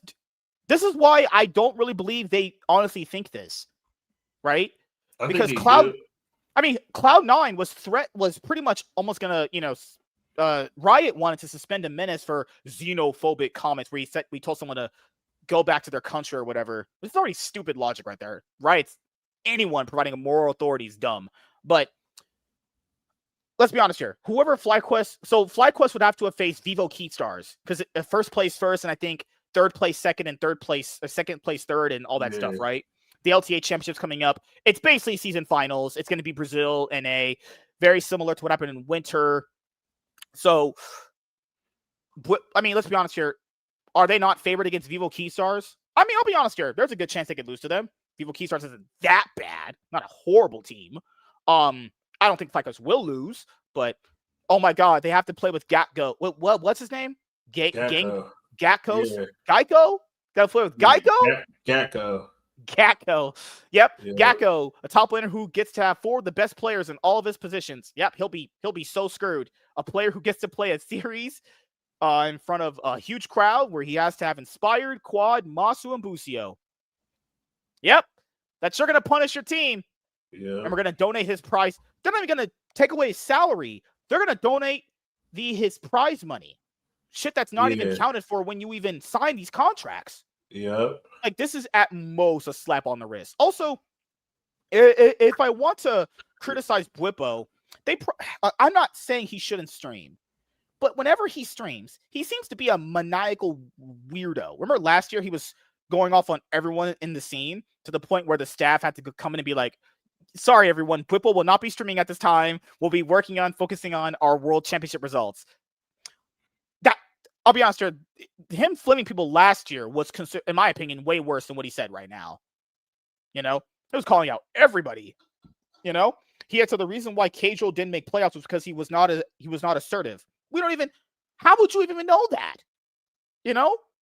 But Casual wasn't going to make playoffs because Casual, be honest with you guys, Casual wasn't that good a league player, in my opinion. But, he won't want to hear that, but it's all good.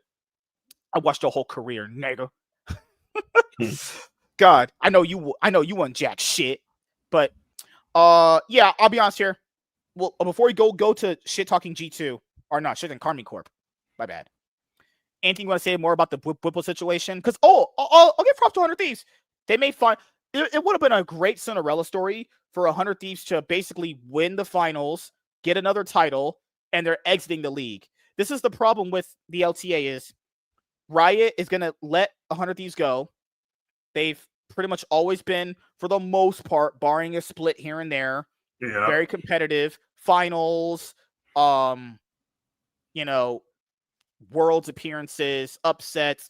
If the next org they replace 100 Thieves with isn't doing what 100 Thieves did, I think it's a failure. Now, you have to give it time. You're going to have to probably give it a few years, but 100 Thieves built a fan base.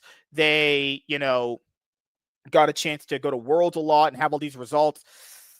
I'll be honest here, they should just take their decision back, but they're not because they're Riot and they're stubborn and they don't listen to reason and their company's fucking ass and they're just they don't logically make any sense. The issue is one of the teams been wanting to leave for years now, and then they finally got the way. But it was one of those things you've been denied to leave so many times. When it actually comes up, you don't actually think it's going to happen. That's the situation. When you try to break up with your girl, and then your girl finally breaks up with you, and you were surprised that she broke up with you after all the time she didn't want to break up with you. That's what's going on with this. It's like, what the fuck? It's like, oh, wait a second. Riot actually wants to, break up with me? Oh, shit. Okay. And that's what's going on. It's like, of course you want to keep 100 Cs, but at the same time, you're like, you don't want to be here, and you said that you don't want to be here. Why should we keep you? You know what I'm saying? And that's the sad part about it. It's like, yeah, I know Nate Shot got a lot of criticism because there was 100 Thieves layoffs and he was gambling. But this is how you know people in League are so retarded. Guys, he has not really been involved with League in forever. at least a year minimum. Yeah. Pretty much after Bjergsen quit esports and didn't tell Nadeshot to like the last minute, he had been pretty much done. He had been already kind of walking his way out of league esports in general. Like all Nadeshot does now is open up. He does gambling and he opens up like cases on CS:GO. He's been out of league for a while, honestly. But he dropped a 6-minute video. We'll have to go over that next week because it's not enough time for that right now. Yeah. But I already have it bookmarked and everything. So yeah. What else did I cover? Oh yeah, I think for the LTA, there's no continuity here. Like they're gonna replace 100 Thieves. I don't know with who. People said TSM. I don't think that's happening. I don't think that's happening at all. But there's no continuity. You don't even know who to root for because they could be here 1 minute, the next moment they're gone. You know, I think just given the situation of the LTA, all this Bwipo stuff going on with Dokla, I will dominate LS, and the period comments he made about women. That's the kind of stuff we need. We need more situations like that, you know, but just having opinion. Like, I would even say this. What if there were, I'll ask you this. Let's say there was a team where a girl was on there. And if the guys were to criticize her, do you think people would think that's sexist to criticize her legit gameplay? Because we know people would take it as you're criticizing a woman, so that means you're sexist. You know, like even if women were on teams, you couldn't even critique them properly because everyone would just call you sexist for it. You know, as long as you don't bring up their gender and you just say it's play style. I mean, you have to have reasonable doubt that it's not because she's a woman. Like, no, she's good, but her skills just don't match. It's like, and it's gonna come off as sexist. So like, oh, she's playing against guys, she won't be as good. It's like she could probably be a good coach, but I don't think she has the mechanics. She's not a fast clicker. It's kind of like you might have all the skills to be a great player just around women because men are just going to have that inherent skill to be a little faster, a little quicker typing, you know. All right. Mental, like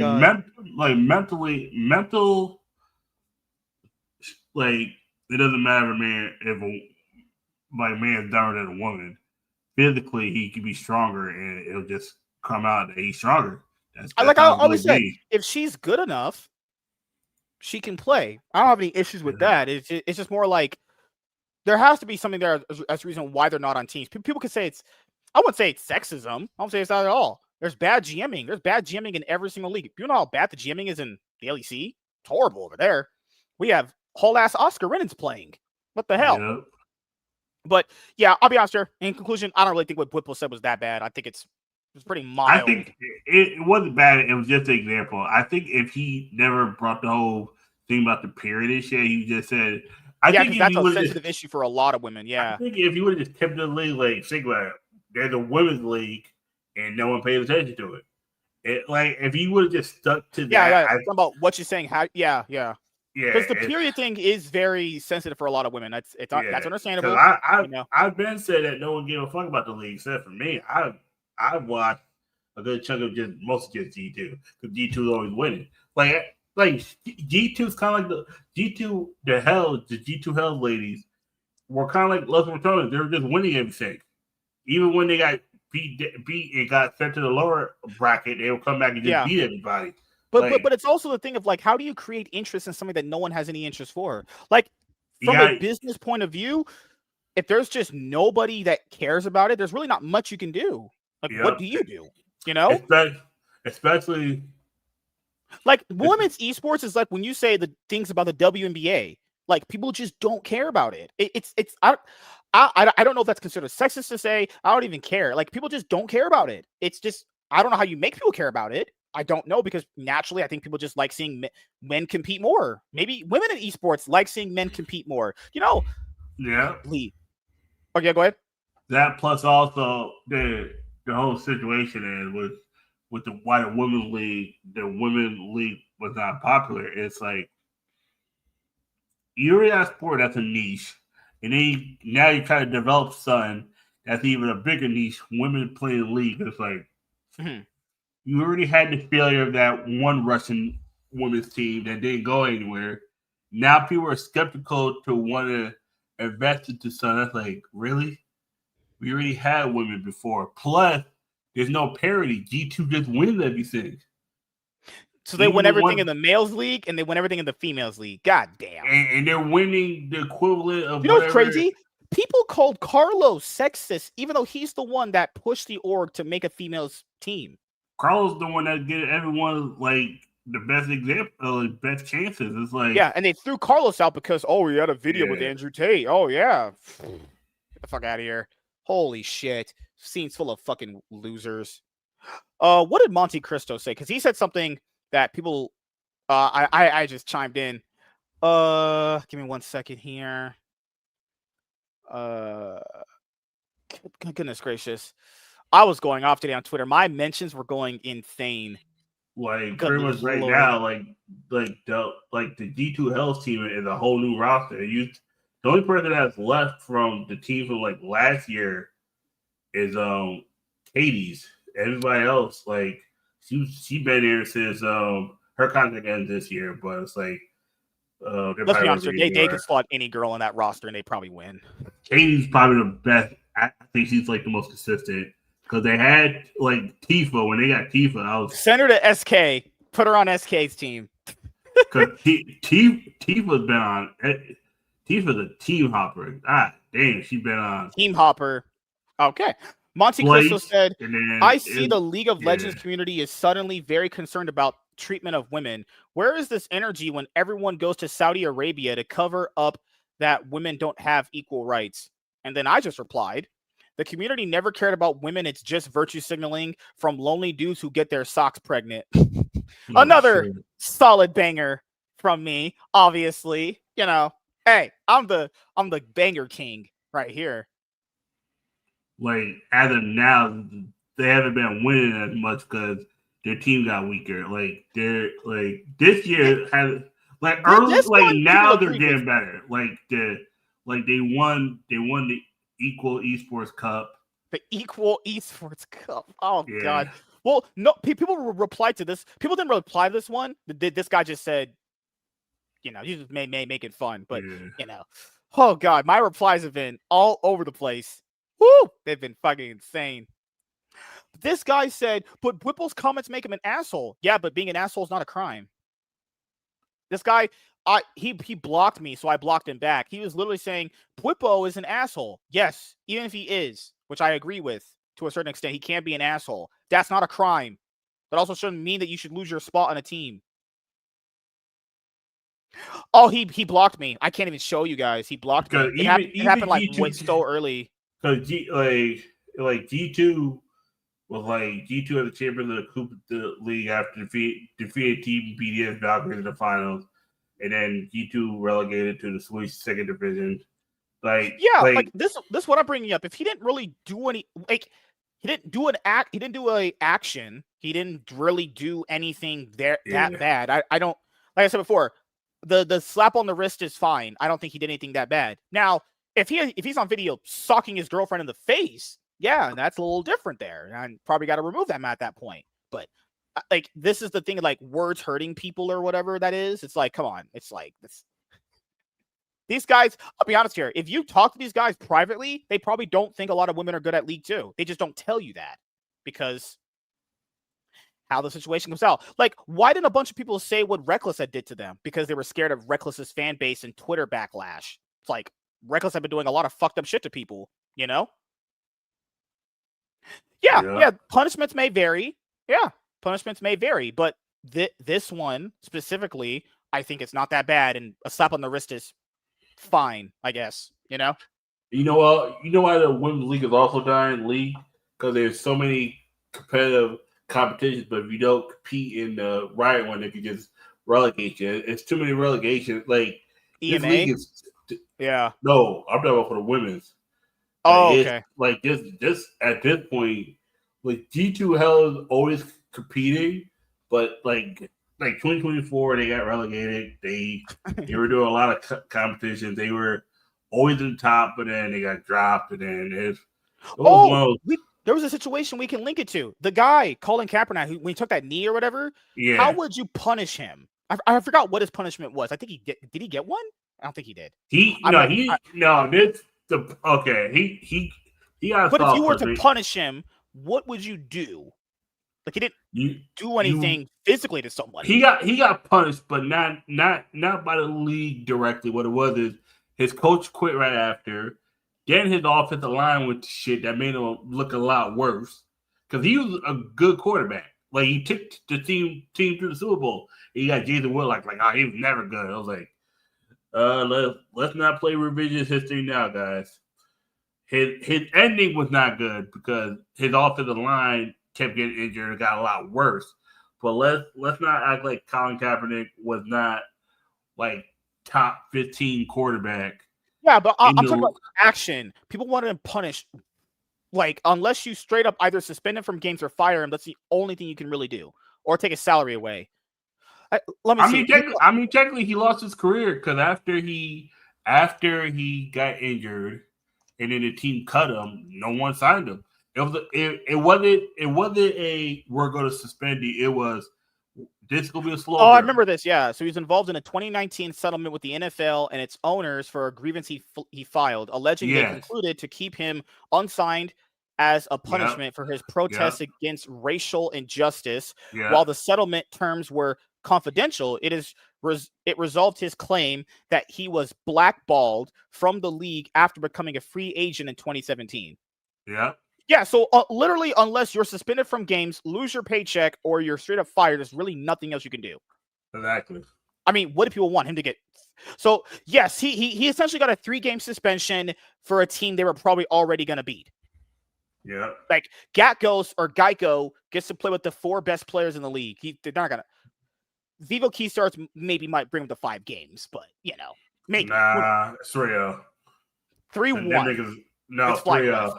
You don't think they're going to expose Geico? It's 3-0. Viva's garbage.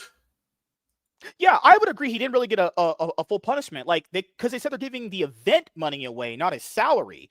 But nobody, I don't think teams that, from what I've heard in podcasts and videos, these teams don't really care about the prize money. It's like, unless it's Worlds, they've said unless it's an international event like Worlds or MSI, they don't give a fuck, honestly. So, all right, so let's go over Fnatic. Do you know what's consistent in life? Death, taxes, and Fnatic disappointing their fans. This is how you know. Okay, there's so many problems here. So Tacos, MCoy so G2's locked Worlds and Tacos have locked Worlds. So that means we get Samurais at Worlds and Tacos. So this was game 5, and this game shows right here that not only does Oscar Renan suck balls completely, he sucks ass, but it's the fact that Mickey X and Upset lost a 2v2 against Supa and Alvaro, and then they swapped the Renekton into an unfavorable matchup so that he could get Dove and put himself behind so that they could funnel more resources into Upset, because in game 4, Upset was on Twitch and they funneled every resource in that motherfucker. They were just stuffing that motherfucker with food. They're like, you carry us, please, daddy.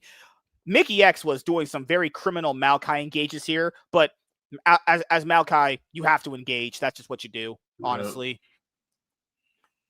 So, this is the game right here. This is the last game of the series to decide if you're going to go to Worlds. For right now, Fnatic's not out. They're in the lower bracket, so be minded. Okay, so the game starts off like this. This is game 5. So they lose a 2v2. Alvaro dies on Bard.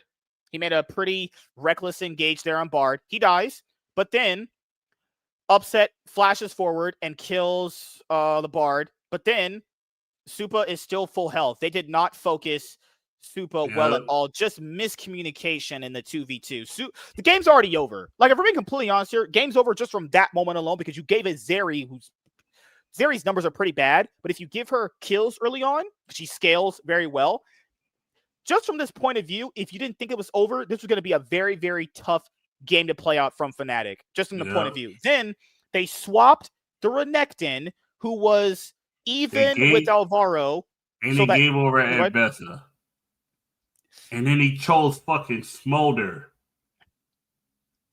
Because Smolder is a champion that you can funnel resources into to get yourself carried. Like they did in game 4. Remember they did it with Twitch. But right? Smolder is a champion where you need to be even in the game. Yeah. So if their team wasn't so far behind, their strategy would work on funneling resources into him, but it doesn't work when your late game resource dies a minute into the game. So he's automatically behind. And keep in mind, Zeri can outrange Smolder. She can actually kite him very well. She can go over the terrains to dodge his attacks. Like them losing that 2v2 screwed the entire game over because their bot lane is down in XP. Then they swapped the Renekton, so they screw Oscar Renan over. So this black motherfucker was like, Oscar Renan wasn't down in CS. He said he was ahead. Oscar Renan was never ahead in a Renekton matchup. The team screwed him by swapping him to go to bot lane because they wanted to get out of their situation because they had screwed up the 2v2. I don't really put this game on Oscar. It wasn't his fault, this game specifically. That was Mickey X and Upset having the Renekton swap out. Because they swapped the Renekton out when the Mbessa was already kind of being dealt with.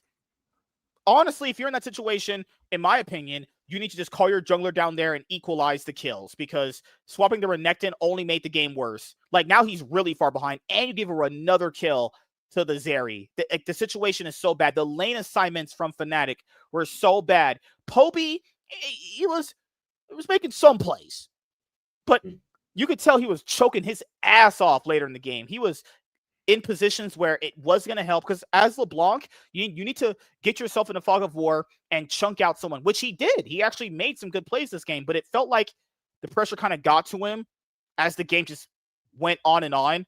So Mickey X face checking like this, like, why? Another kill. Why?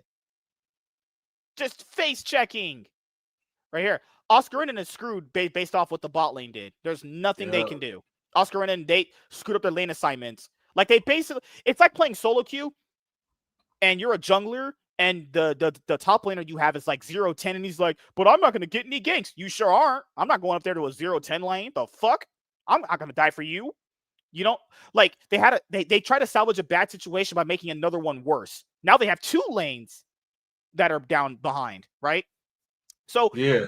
Razork actually played very fine this game. It wasn't even his fault they lost this game. He was actually outsmiting Elyoya on a lot of the objectives. But what really broke open the game was there was a moment where Supa tried face checking a bush in Fog of War and he got chunked out by the LeBlanc, which caused him to take Otacon. And right here, Poby's over here. He doesn't have flash. I don't know if he understands he doesn't have flash. He would have to W over. He W's over. And then the tree goes down, so they kill Oyoya, right?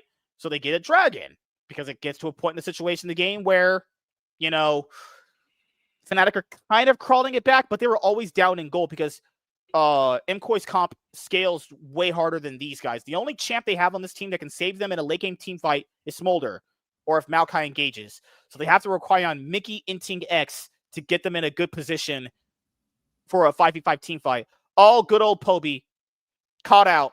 Split pushing as LeBlanc. Yeah. Oh, Poby, my brother. You cannot be in that position late game. Mickey X starts off the fight with Maokai ult. Smolder ult's down. Redemption comes down. The Ziggs ult's down. And Razork's already chunked out. But then it gets to a point where nobody dies. They're like, all right, everyone's ults is pretty much down. The only ults that is left is Merwin's ult. So they try going over here to the Baron. This is where Upset gets, I think he gets 3 kills here. So Poby goes over and chunks out JoJo to a certain extent. Really good. See, he's doing good stuff. This is what you need to do as LeBlanc. No attention to the front line. Fnatic's 5v5 team fighting is terrible. What is this? Just chunk them out. That's what your comp does. You need to let Poby chunk them out. You can't just run in there and try to 5v5 this way. Upset managed to get 3 kills back, but it's just, you can't do it. Oscar Renan's a bot. You know, he's always constantly permadead. Always seeing a gray screen. Like, can't do nothing. Absolutely just terrible. Merwin tries zoning 3 people off. Oscar Renan blows up. Look how squishy Oscar Renan was this late into the game. Just at this point, the game's pretty much over. And this is kind of what decides the series. I don't know if you watch this series, but MCoy is at Worlds, and so is G2. Do you think? Yeah. So now it's just up to Fnatic or Karmine Corp to be at Worlds. Or Fnatic GX. has only. All right. Okay. Hey, I'm just saying, man. There's Fnatic, a Worlds. Fnatic has only missed Worlds twice, and Karmine Corp could make their first Worlds, and so could GX. Vitality versus Karmine Corp. So French on French action. Yep. Nako versus Kana. Yep. Monday, GX versus Fnatic. GX could do the Noah and Jim could do the funniest thing and knock out Fnatic, the whole team. I think GX will get very close to doing it, but then throw. That's what I think is going to happen. I don't trust GX. It's going to be because of Isma and Jackies. And this is what G2 said about Karmine Corp. Carmine Fraud Corp. KFC. Yep. They is KFC. Fraud. Define ass. Exactly. Yes. Get on the ass. See, after Yike said that shit, I knew it was going to come back and bite him in the motherfucking ass. Punk bitch. Punk bitch. Locked for Worlds. Revenge will be sweet. Yes, it is. Did Cap just get a facial? Look like he just got a whole ass facial. That looks gay. Yeah, he looks like he just ate Laura's butt. He meant to say father's here, probably. What the fuck? No, I need to beat him. I'm gonna be honest here. Karmine Corp had been showing a lot of problems throughout the entire split. Yep. Like they have really, really regressed since winter. Like what happened to this team? I'm not even gonna say that. I think they overachieved. I think D2. You think they're just overrated? Yeah. I think D2 had a lot more issues than they realized. Faltered in the finals. Karmine Corp over they caught one. D2 was still figuring out who the hell they were in the spring. They couldn't get an MSI. Oh, we're better than G2. Why were you in MSI? Well, the casters of the league were like, man, Karmine Corp won their first split. Now, and because they made it feel like they ran the league, it's like, no, G2's run the league since they came in. Karmine Corp has won one split. Yeah. That's it. Karmine Corp has won one split, and people thought they were the kings of Europe, and it's like, I don't know about that. All them big suckers. I told y'all motherfuckers, relax. Relax. Got to take this fat L. Even Kana playing Gnar in game 2 or 3 can't get them a win. Oh, hell. Like, they got Gnar is trash. Why do people always counterpick? I don't get the counterpick Gnar angle teams keep going for. I just don't get it. Gnar is champion. You know when he's Mega Gnar, you don't engage. You wait till he becomes Mini Gnar, and then you engage. Who would you trust with your wallet more? Why would I trust a random man with my wallet? What the fuck? Aframu? Nah. I don't know. He's black. I don't know, man. Oh, shit. Shit. I still today thought that nigga was Dominican. Oh, fuck. That nigga okay. Was the match is coming up Saturday. What is with the LEC schedule? Saturday and Monday? Saturday, Sunday, Monday. Is it Saturday, Sunday, Monday? Or is it just Saturday? It's Saturday, Sunday, Monday. Saturday, Sunday, Monday. Okay, we're good. All right, first match is Karmine Corp versus Vitality, Fnatic GX. My nigga knock up. He gonna knock off I don't want to put faith in Vitality, man. Don't make me do it. Yeah, my nigga knock off. He gonna do it, man. They knocked off weak ass Team Heretics. Team Heretics. Oh Lord. Trash. BDS 3-0. Got 3-0. GS got them the fuck out of here. No. I gotta trust Caps. I'm trusting Caps. I'm trusting the white man. I don't know. It's so hard to trust Vitality. Like they beat Team Heretics. That was their only competition. And then these motherfuckers take a week off, I think. Yeah, BDS is gone. Yeah, so Team Heretics and BDS are gone. Them niggas got 3-0 in the worst match. Then they had Noah. Noah's out here just thinking he beat an actual good team. It's like, Noah, buddy, that you beat BDS. There's no BDS is useless. BDSM. Niggas stay choking. I feel bad for Rooster. Send Rooster to NA. Rooster needs to be off that team. Why the fuck's he there? Yeah. Rooster, you can do better than BDS. Don't be like Ice and get stuck there. You can do better, buddy. You cannot. You don't have to be on BDS. It's fine, man. So yeah, Heretics is gone, BDS is gone, and nothing of value was lost. So now we're just down to what? Last 6 teams, I think. Yeah. 1, 2, 3, 4, 5. 2 teams in world. There's 4 teams fight for 1 spot. Yep. So this is where we're at right now. So Koi we got G2. Koi versus that's Monday. That's Sunday. Yeah, so be Saturday. Yeah, Carmine Corp versus Vitality. If Vitality knocks out Carmine Corp, French on French action, that could be the funniest thing ever. Do you think they're gonna pull off the upset? You think Vitality can do it? I don't know. I think Vitality takes off 1 game.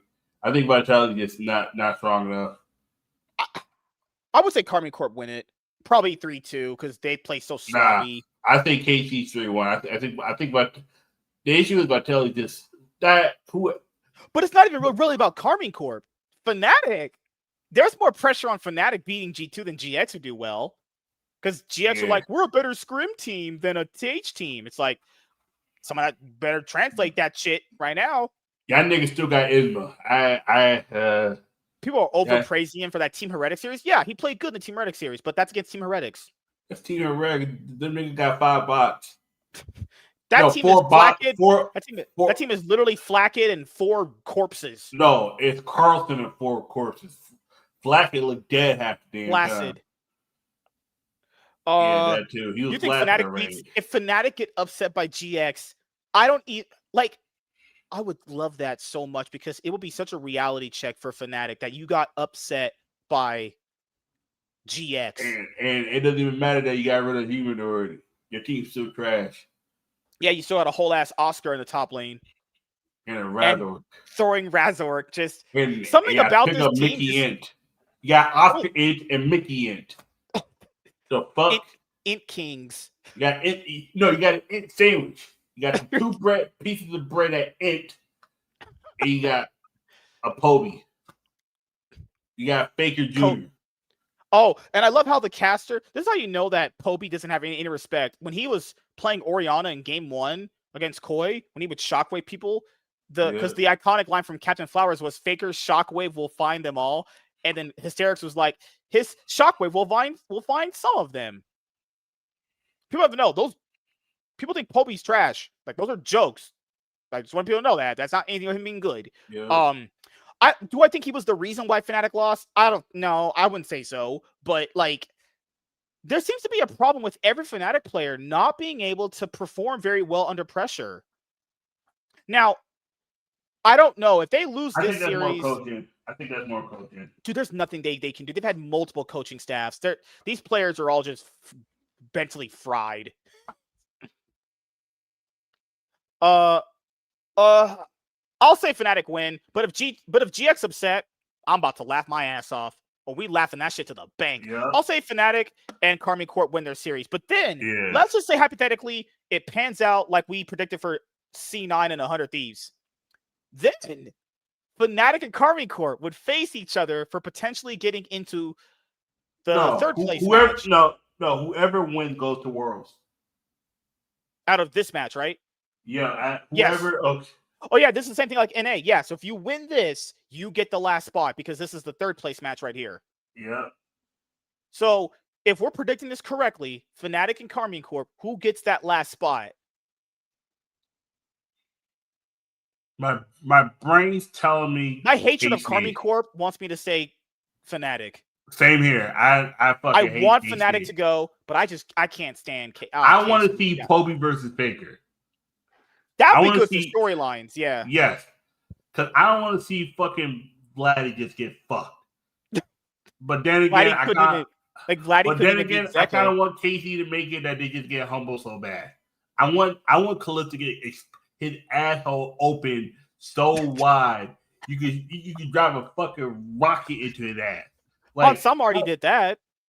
But yes, but now I want him to get fucked by Ruler from Gen G. I want Ruler to bend him over and just did it. Take that. I just need rub them up with oil. I need to see Targamas against Duro. I need to see it for cinema. I need to see Toby versus Vladdy. I want to see Toby versus Poby as well. But I want to see part of me wants Fnatic to go. But at the same time, I want because if Karma Corp, if Fnatic win and they go, they don't learn anything. They think what they're doing is good. I need them to fail. But I need Karma Corp to fail too. Yes, I need Casey to I want Casey's first playoff, that first Worlds match to be against Genji. I want Genji to work on at practice. I need to see King beat the shit out of Kana. I need Kenyon to fuck the living dog shit out of Yike. I need Yike to get like. Oh, we're talking like when Canyon got gapped by when Skewmon got gapped by Canyon at MSI earlier this year. But I need it much worse. I need Yike to get a mega gap. I mean, assholes like when that white girl got fucked by 5 black dudes, she could have took a shit for a month. Or her asshole is so sore. See, that's why I need to have it at Yike. I need Yike to get fucked. I need Vladdy to get taken to Paris. If you know what that means, you know what that means. I need that bot lane. See, Targamas is already gonna get fucked. Like I need Targamas to get fucked by Carrier. I need to get fucked by Delight. I need to get fucked by whatever Chinese team. It could be Elkaon. See, I need KC to get exposed. If you guys didn't see what Canyon did to Skewmon, I wouldn't play League after that. That embarrassment. He got realize I need. Chaz, would you bite the pillow for NA2 to win Worlds? Not NA. No, that's you, James. You could bite the pillow while Genji makes you take that. See, that's why I need KC to bite the pillow while Genji is clapping fucking. But that's the problem, though. Wouldn't that be funnier if Fnatic was there and watching Upset get humbled by Ruler? That either way, see, imagine a world where Genji gets matched up with Fnatic because you know how it's always lower versus highest. Imagine Kangen versus Razork. Oh my god, that would beat the shit out of him. He'd be like, "Oh my god, man, my team is just inting and running it down." Yep. What would take it, Chad? Oh my god! What the hell? Gay. This is my because the thing is, if Fnatic win and go to Worlds, beats Fnatic round 1, T1 loses because they're ramping up, and then they win out. You know, they beat Genji in the finals. Round 2 is Fnatic versus T1, and now Poby just getting fucked by Toby's got to get fucked by Faker now. Imagine back-to-back fucking. You just like. I was talking about one or two, but this is the issue. If Karma Corp go, do you know how annoying their fans are going to be at Worlds?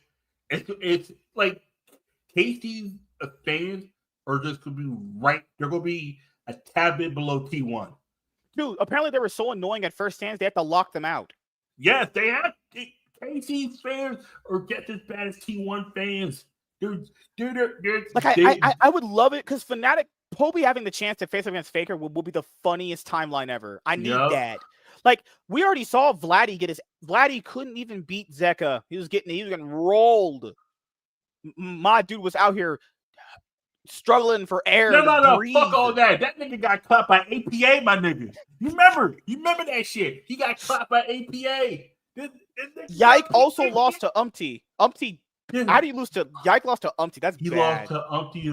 Targamas lost to Core JJ with one hand. Core JJ literally doesn't have a brain anymore. This nigga how do you lose that? This nigga kind of got beat by Impact's 35-year-old ass. Nigga, how the fuck you lose to Impact? We had no Impact. Get the fuck out of here. See, I'll say, God, okay. Storyline wise, I need Fnatic to win. I need Fnatic to win. I hate Fnatic too, but God, because if Fnatic lose, because if Fnatic don't lose, they're gonna think like all their decisions were good. At least we made, because Razor's gonna be like, "Hey, yo, guys, I know we lost to MKOI, but we still gonna go to the Worlds." Like, fuck. They're gonna think they did nothing wrong because they made Worlds. It's like, no, you making Worlds, it doesn't matter. You're gonna be out in the first 2 days.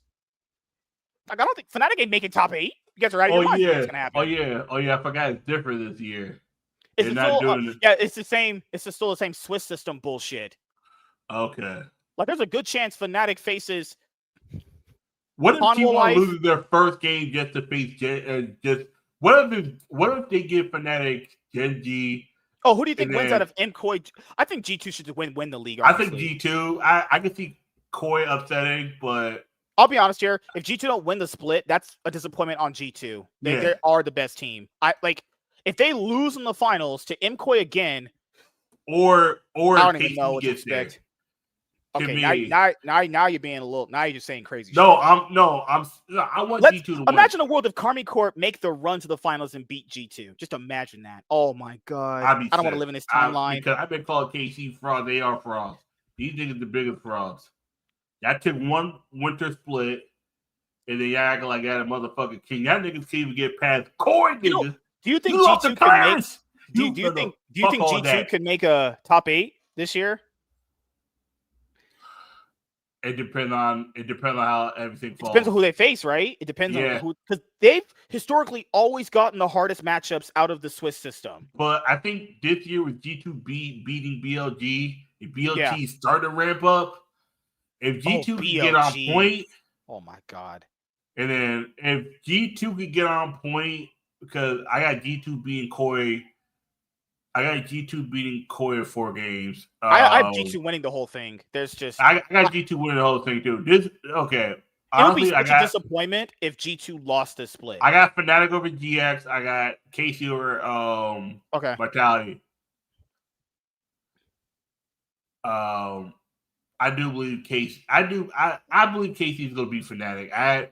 The issue is Fnatic hasn't fixed anything. They replaced. I just can't trust Fnatic in high pressure scenarios. I don't want to trust Fnatic in high pressure scenarios. They're not good under high pressure. And that's the issue. If Karmi Corp, because the reason why Karmi Corp beating them is better is because they'll actually dismantle their roster and coaching staff. That org needs to be upended from the top down. Sam Matthews actually think they played well in that series. I'm like, nigga, what series did we both watch where you think they played well? We took them to 5 games. That don't mean shit. Yes, they shouldn't have won Game 4. The only reason why Fnatic won Game 4 is because MKoi are retarded. Yes. They actually literally just straight up could have won Game 4. Like, good Lord, Sam. Why are you so stupid? Oh, they have their Worlds jerseys now. Here's our Champion 2025 jersey. Oh, they look fine. Look cool. Ooh. Right here. Let me bring up 1 second. Here's the Fnatic CEO. I'm gonna make sure it's bigger. Girls like bigger. What a game. Close. What a game. Close again? No cigar. I'm gonna have to press X to doubt on that one, buddy. GG MKoi, you had the extra 10% today. We made a few key mistakes, but they are improving. Oh god, that's the same. Yeah. Who wrote this? ChatGPT. Yep. ChatGPT write this? Now let's meet him in the grand final. Fuck all that. You think you're making the finals? The grand final? You be lucky to make the lower bracket final. The fuck? Excuse me, making improvements. What game did you watch? They are definitely not improving. It's messy and chaotic, and sometimes they scrape wins because that's how chaos works. But this is not what a team that wants to win the split or even reach World should look like. Honestly, it's just disappointing to watch. Yeah, if anyone watched that series and went Fnatic is a good team, I need you to like, I don't know. It's like they should have just kept Humanoid and said fuck it.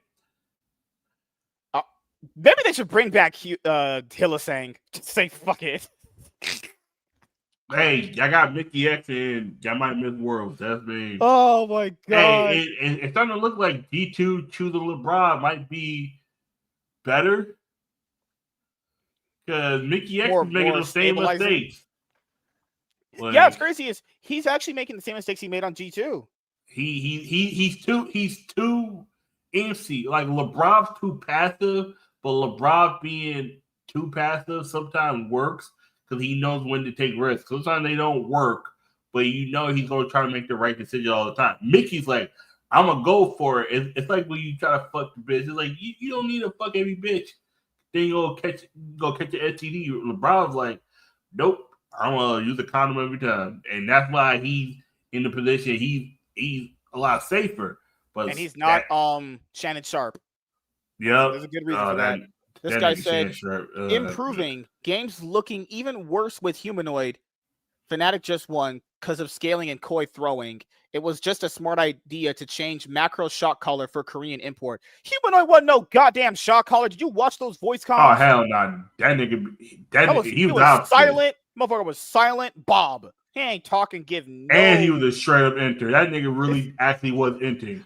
That's how you know motherfuckers ain't watching the games. If you think humanoid shock called anything, what? Literally, don't even take my word for it. Don't take my word for it. Watch the fucking videos. He shock called nothing. He was silent. That motherfucker was soft entering. He was literally humanoid shock calling. Get the fuck out of my face. That motherfucker was soft entering. He was. Sam, you have time to delete this one. Yeah, yes. Who told you to say that? ChatGPT or Grok? Let's be honest. Worlds. Yeah, if Fnatic gets to Worlds, that's more on KC than Fnatic. I'm not gonna lie. If Fnatic gets to Worlds and get ass fucked, I'm about to be happy with that. No. I need Fnatic to fail. Honestly, I'm just looking at if Fnatic gets to Worlds, that's more on KC for failing. Y'all talk all this shit, won one split, and then it got worse each split after. I'm telling you right now, if KC doesn't make Worlds, oh my god! I mean, that when's the last time Fnatic didn't make Worlds? They've made every World since 20. They've only missed Worlds twice. It was 2012 and 2016. They've actually been to every single Worlds. Okay, that's mean it'll be 2016 the last time. But based off luck, if you're going based off history, Fnatic should be the one that makes it. Yeah, because Fnatic made it more times than G2. G2's actually only missed once.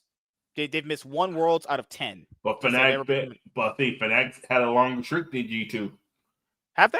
Yeah, you're right. Yeah. G2 missed 2020, what, 2? Just 2021. That's it. Yeah. They went to every Worlds 9 years. Those 10 years of Worlds, because Worlds 2025 is 10 years of Worlds. They've been to 9 Worlds out of 10. Yep. How many 2025? How many Worlds has been there? It's from 2011 to 2025. Isn't that 14 World Championships? Isn't it 14? but G2 didn't start becoming an orb till like 2015. 2015, yeah. So Fnatic have made. They won one World. They've been to 12 Worlds out of the 14. And they won one, but that was in the basement. Yeah, no, you're right. Yeah, I was doing the math. Yeah, Fnatic have made more Worlds. Yeah. Yeah, and they have a longer streak because the last time they didn't make was 2016. They're the only team, the only org to ever stop G2 from going to Worlds. Yep. That's when they had Reckless. Oh, Cloud9. Oh my god. Okay, we'll cover them. We should wait till next week, but we don't have enough time, honestly. So we'll cover them right now. It's just best time to do. But we'll cover the LPL really, really quickly. I've been watching the LPL. JDG almost beat BLG. They took their foot off the gas. BLG mid-series threw Shadow away for bitch one. JDG never had a chance. The BLG started to ramp up. I can see why Page was cut from JDG. I see why they traded him. He looks horrendous. I think he lost all his confidence. And he looks like Ruler when Ruler won JDG last year and failing. Yeah. Like he just lost all confidence in his team that could perform very well.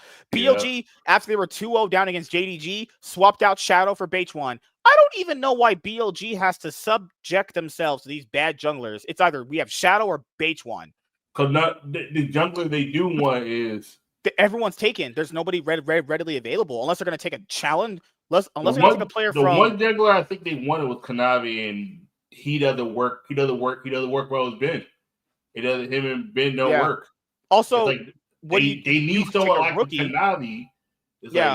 Or you take a rookie, but the problem with taking a rookie is what happened with Team Liquid. Taking a rookie means you have to teach him on the ropes, and you can't do that right now this time of the year. They want a Korean jungler. BLG was looking at some Koreans. I think they were not owner. Who they were Piosik? No, Piosik name came up, but wasn't him. It was not King. Who's the one on Peanut? Peanut was one. Mm-hmm. They started up Peanut. He come back to the LPL. The free nut. Cuz name came up. Cuz and because given their situation now, they have to choose between having two bad like Bwipo just gives them stability. Shadow is just honestly not it. That's what they want. That's what they need. They need stability because they don't have anything else. Also, it looks like maybe Shadow just talks too much because they said Shadow was doing a lot of the talking. maybe he was talking too much, and they were like, "I can't do it." Because No, you know what? It was he was trying to communicate with his team, and it seemed like they were like just. It seems like they're a team that focuses based on having like silent comms. Silent comms and just pings. There's a lot of pings. It's like you should know what to do before, like without having to say it. It's like it's like when it's like this is why I don't hang out with most of my old friends. It's like when I give you a hand signal to get the fuck out, you're looking at me like, Chad, what are you saying? Now you about to get us all killed. I'm saying it's time to fucking go. Oh God, that's why I said we couldn't believe in IG. They do it again. My homie Cookie, he ain't rookie. That's Cookie. He's soft as fuck. God damn, what was that Ari performance today? That was bad. That man got bent over. As someone who's a BOG fan, I was hoping that was gonna go 5. Oh, that was disheartening. God damn. IG came back down to earth. Oh God, rookie on Ari. Man was face down, ass up. That hurt me because as someone who's a BLG fan, I was like, God damn. Man. I am now homeless for LPL teams, guys. RNG gone. They're probably going to be gone by next year. They ain't staying past this year. Not next year. These niggas about to be gone by November. I might just be a filthy JDG. Oh, yeah. I got to speak about this. AL Frost. Them niggas Frost. And I gotta finally admit, MSK was right. Don't trust Tarzan. When you need Tarzan the most, that nigga disappears. Oh my. Oh, this man won his first trophy out of going 1-6 in finals and went, I'm good. Like, what? No Tarzan. We're in the summer split. The year's not over, buddy. Game 5 from anyone's legend. Throw that whole fucking team out. What's my problem? Why are they still picking Zed Jungle? Why are you still picking Zed Jungle? If nobody should be losing to that. And then you just let Weibo scale the fuck up and it is losing that. They gave over Skarner for Zed. I saw that. I was like, you know what, anyone legend, y'all deserve to miss Worlds. At this point, the 14 that's up right there, those are the 14 I want to make Worlds. Top Esports, Weibo, ID, BOD. I don't want anyone's legend anywhere near Worlds. Yeah, but they made it. Fuck them. Once Shanks went through that controversy with those OnlyFans chicks and what he said with fucking hell, that other dude. Oh my God, I forgot his name.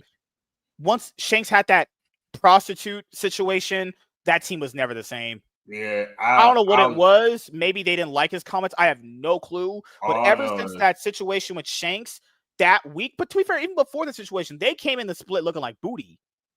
They weren't good before the situation anyway. That was the 4 or 5 match. We said, it was a toss-up. It was a toss-up. But they shouldn't have lost to Weibo. Weibo can't keep getting away with this. Every year they get away with it. Every year. These niggas get a favorable matchup, and they did it with the shot, and now they got a worse squad than doing it. They're beating our MSI runner-up. They can't keep getting away with this easy ass schedule. They got that easy schedule that got them to the finals. Oh, let's give them NRG. Really? These niggas are automatically locked in the top 4. Oh, you remember that? Power Fox could perform against Shout. Don't let's go to Shout versus. It was game.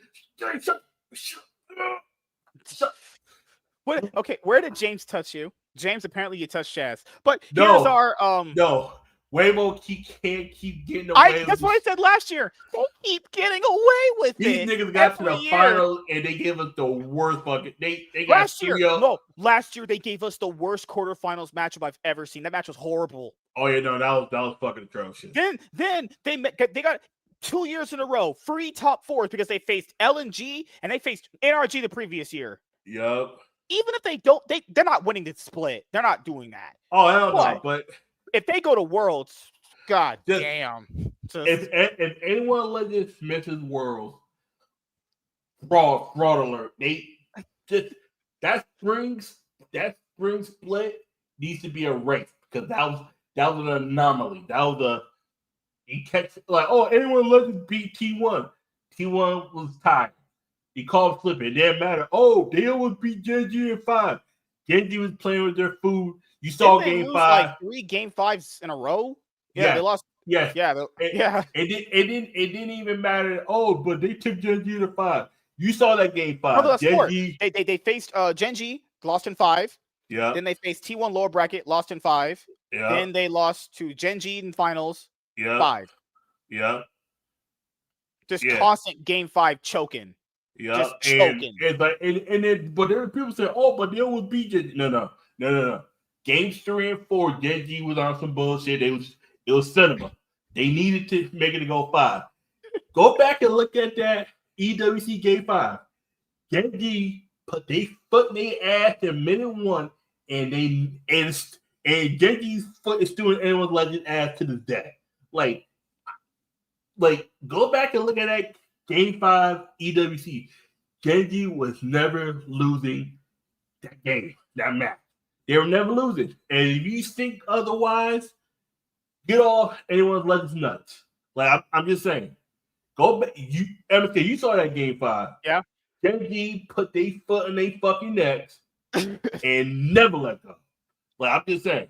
That's what it felt like today for the IG BLG series. It felt like BLG could never lose that series. Oh, no. Shy was getting booty blasted by Ben. Oh, Ben had him over and Ben and just fucking him. Just Diddy. So the first series, Top Esports versus Ninjas, we knew Top Esports were going to win because Ninjas is free.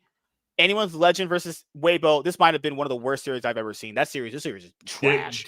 Them niggas just they said Bwipo Kiki would get away just getting teams just straight into.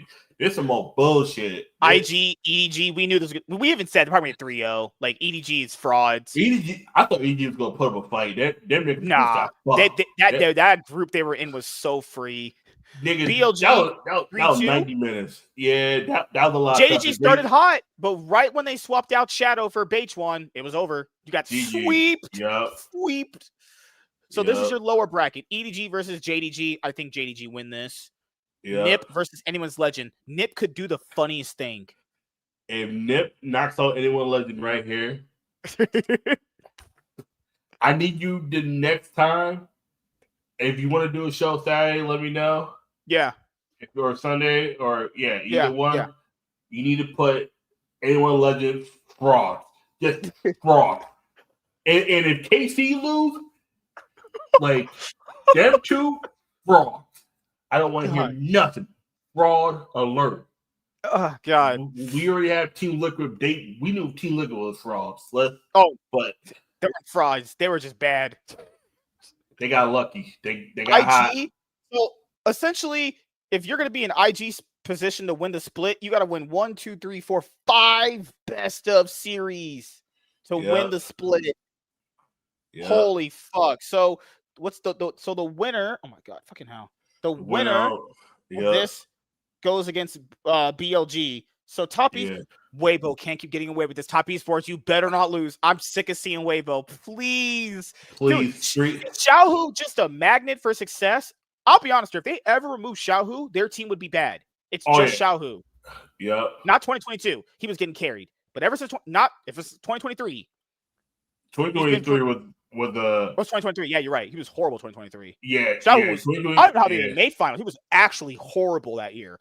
We know how they made finals. They gift them an American team. They had the Shy still. That was the reason why they made the finals. Yes. Oh, we beat G2. Yeah. And Energy gets there. They brought back a support that the ADC was publicly saying, I don't like that motherfucker.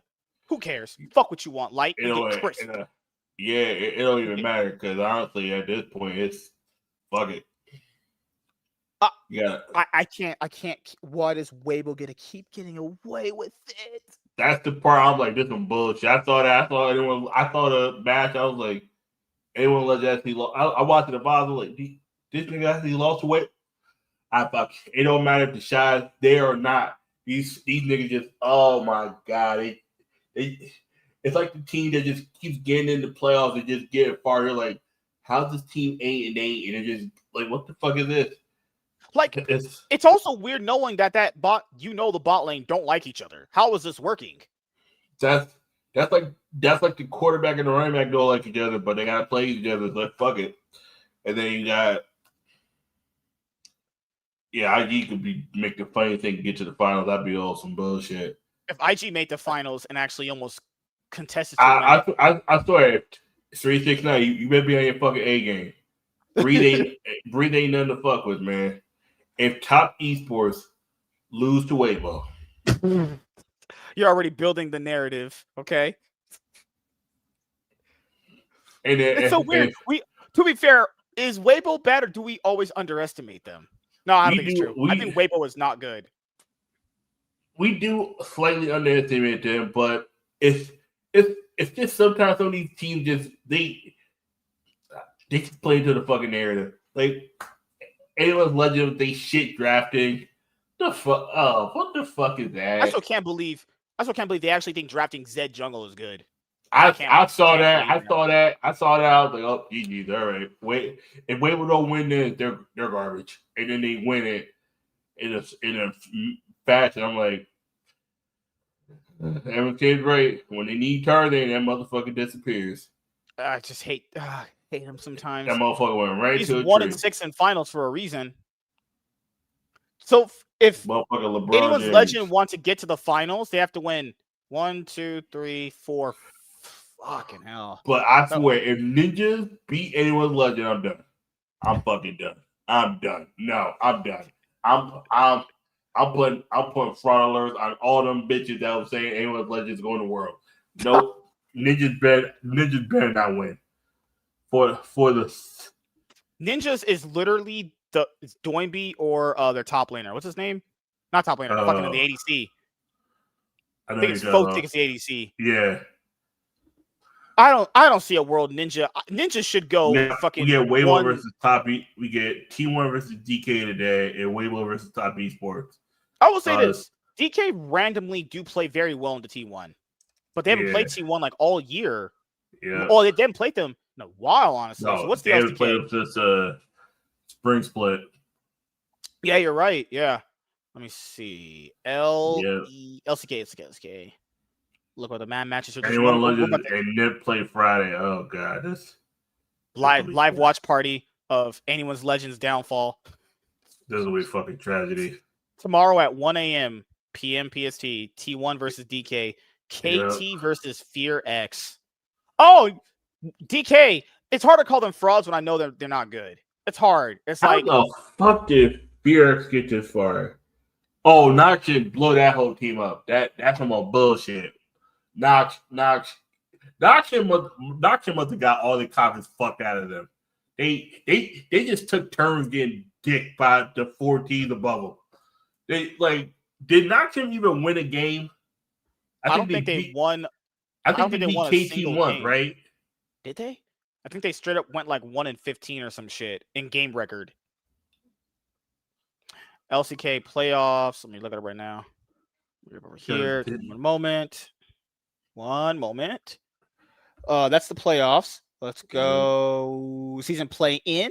No. That was what we just said. We just had that. Oh my god, ads. Round 3 for 5. Yeah. Lennon out here trying to Netflix and chill while watching Wrong Turn. Get the fuck out of my face. Okay. Let's go down. Nongshim group, Legend group. 13 losses straight. Damn. That means who's the last team that they beat? That means they lost 19. Holy shit. Holy fucking shit. Wait a second. How many games? Oh, no. Wait. Okay. If they played 4 games apiece, right? They went 10-20, so they played 10 series. No, okay. In the round 3 for 5, they played what? 4 games. They played what? 4 games each round, right? That's 12 games, so. Right? Yeah, they faced. Yeah, you're right. Yeah. That's mean. Yeah, here's the record. Win. Yeah. God damn. Oh, 12. That's mean. That nigga they win since the fucking. The last time they won was against T1 in spring, I think. That was the last time, I think. Damn. You have to just straight L. And goddamn, Genji just beat everybody but T1. And that one loss is like, okay, it don't even matter. 91%. That's still passing. T1 got 35. Holland Life got 50-50. KT got 0. Them niggas just got 0-3. They couldn't get not one win. 0-3. No, that's even worse. They couldn't get a series win. They couldn't get a single game win in a series. A single game. Them niggas went 0-12 drop. That's nigga. You go 0-3 driving the regionals once, and them niggas just they. Oh, it's even worse now for Yu-Gi-Oh. You go X1, you're out almost pretty much. X2 or X2 GGs. Don't even think about top cut. You better hope for at least top 32. Holy shit! That's when each turn just took turns fucking them. That's what it was. T1 lubed up, and then KT lubed up, and then Harley lubed up, and then Gen was like, "Oh, I got this cock me series for you. I got EWC and everything. Which one you want to taste first?" Oh no. Nah, they just opened Lahen's asshole and told that nigga to take that. Yeah. Oh shit! Him and Keaton, not Keaton. What's crazy is Lahen's was the support on Genji and KT. Yep. And was he support on Homolife at some point? No, he wasn't. No, it was just KT and Genji. Crazy. He's been the support for half the teams in that group. Oh god. So he threw his motherfucking brain out when playing on this org. Damn. No one on this org succeeds. They've had legendary player, like name player. Yeah, at one point BDD was on Nongshim, gone. Yep. They put that motherfucker up with the ADC Ghost. Yeah. Who in the world thought that was a good idea? Yeah, that nigga was Ghost. He won Worlds and then played the next year and he's gone. What a name. Ghost. Hey man, some of these motherfuckers be like, hey, Ghost. Irrelevant, like nigga was irrelevant, like worst fucking name to have. Like worst fucking name, in my opinion, ever was Nuclear Int. That was the worst name. Nuke. Yeah, he nuked his team right out of the playoffs. Like some of these names just too easy. Like Impact, no Impact. Like APA ass pussy ass out there. Ass pussy atrocious. Trash. This is bad. Damn. That's bad. You just 0-12. I'll be honest here. There were some close games there, but you never thought they could win them. And it says that you lost 13 straight. Because who do they play next? Because that means they went to the play-ins, right? Did they make it to play-ins or they out? No, Noxion's out. They out. Oh, you're right, because they lost. They were so tilted. They should have been in the lower. They should have been in the other group, but they overperformed in spring. We're actually good in spring. Congrats. You just fucked yourself. Being good in spring fucked you. Yeah, them niggas beat bro. Got 3-1 by BS. So, hold on. They lost 12 straight. That means they went 1-18.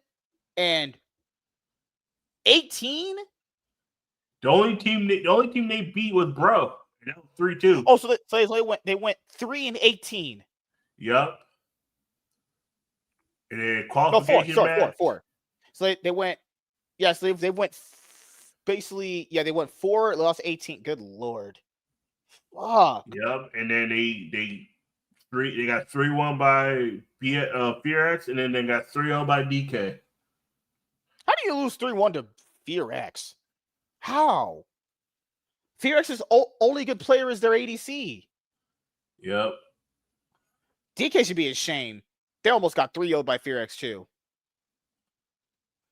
So the next match, now we're in the actual season playoffs. Oh god, we had to weed all that trash out. This bro's gone too, right?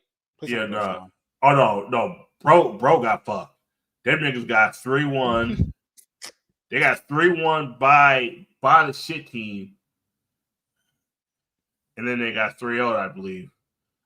So let's see where we're at now. So these are the matches coming up. So the first match coming up on basically tonight. Yeah, it's tonight. Yep. Good lord. T1 versus DK, then KT versus FearX, and then we'll see what happens the following week.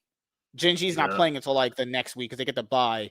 So T1, if they win this, they have to face Genji, I think, or is it selection? Oh, they get to select their opponents, I think. Yeah.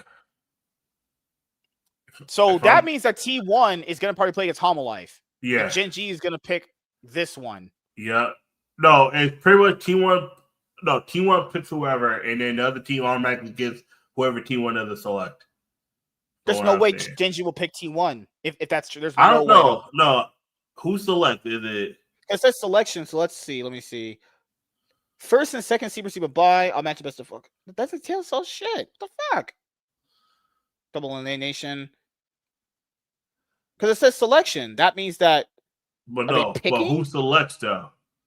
It just says selection, so that must mean that Genji and Homolife get to pick their opponents. And the T1 select? It's usually the teams that are above them that they get to do it. But sometimes you remember this year they had it that was the lower team that selected. Yeah. So I don't know how right. Like if I'm Genji, if Genji, if Homolife you can select, I'm being honest here, Genji are not picking T1. That's not happening. If I'm Genji, I'm going for KT or Fear X. I'm like, oh, Vikla? Oh. Practice. Also, even if you're Homolife and you get to face T1, Homolife, you getting this bye is based off literal circumstance of luck. Like T1 is the better team than they are. If T1 beats KT, it's the other way around. Because T1 if T1 actually if T1 dropping that series to KT, they would have been right here in Homolife's spot. Because they had the tiebreaker win, but due to the match record and who they lost to. Yeah, because Homolife was one series ahead of them because of that extra win in spring. So stupid. Yeah. But that's what happens when your records carry over. That's what happens. Yeah. Yeah, it was the record win plus who they lost to. Because Homolife, for the longest time, was only losing to Genji and T1. Like, it was like, oh, okay, T1. Yeah, if T1 had beaten Genji or Homolife, if T1 had beaten Genji a second time or KT again. No. Yeah, if KT. They needed to beat KT when they I don't know what that fucking Carrier played the worst series of his life that day. Yeah, I think Carrier was tilted because I thought of Cobb. He was pit that owner. I don't know what the fuck that was. Not his day. Carrier was out here playing like he was not having it. He was. I think Carrier played like he was on crack. I'm not lying. This girl's titties. Oh my gosh, she looks good. He was not having it because like Homolife was a combined 06 against the two teams that went to MSI. 06 and we took Genji to 3 games. Doesn't matter. That game 3, Toby pulled his cock out. Game 3 they beat the shit out of them. He pulled his cock out. Told Zeka to suck it. Like. Next week we'll go over Cloud9's downfall because that needs a dedicated segment in and of itself. There's 2 downfalls we need to talk about. We probably cover them maybe. We probably cover them Sunday because is there their LTA championship this week? Does it start this week or is it next week? I think it's next week. Because that is so like Bwipo getting punished means that they just have to play with Gatgos. It don't even matter. They're in Worlds. So. Yeah, it really doesn't matter. And their opponent is Vivo Keystars. Yep. A whole ass Trimby. Yeah, pretty much right now, the downfalls we gotta wait for is we already know Cloud9's downfall. Now we gotta see who wins between KC and Fnatic. That's whose downfall we gotta talk about next. FlyQuest World Split 3, LTA Championship, World Championship. Oh my god, fucking hell. That's the downfall we gotta talk about next. I will say, did you watched on Nivea? They put out the Red Candid's Vivo Keystars finals match. I'll be honest here, it was very fun to watch that. I will have to dedicate a little bit more time next year to watch that. I'll be honest here, there was no danger of Vivo losing that series at all. No danger. It wasn't. I don't even know how Vivo getting here. Let me know 3 things. Fury overperformed and they caught every team lacking. Pain was never good. And Loud has been trash since 2024. When I tuned in, that guy literally was 0-6 on Jax. How does that happen consistently? Why does he get to play Jax at all? Why is he still in the league? Fuck that. Why is he still playing? Has to be branding. Has to be. He got dirt on somebody. No. He blackmailed somebody. This motherfucker got information on somebody. He got somebody's cousin in the basement somewhere holding him hostage. Holy shit. This motherfucker is garbage. I'm sorry. I'm sorry. Like, Here we go. Regional championship. I'm sorry.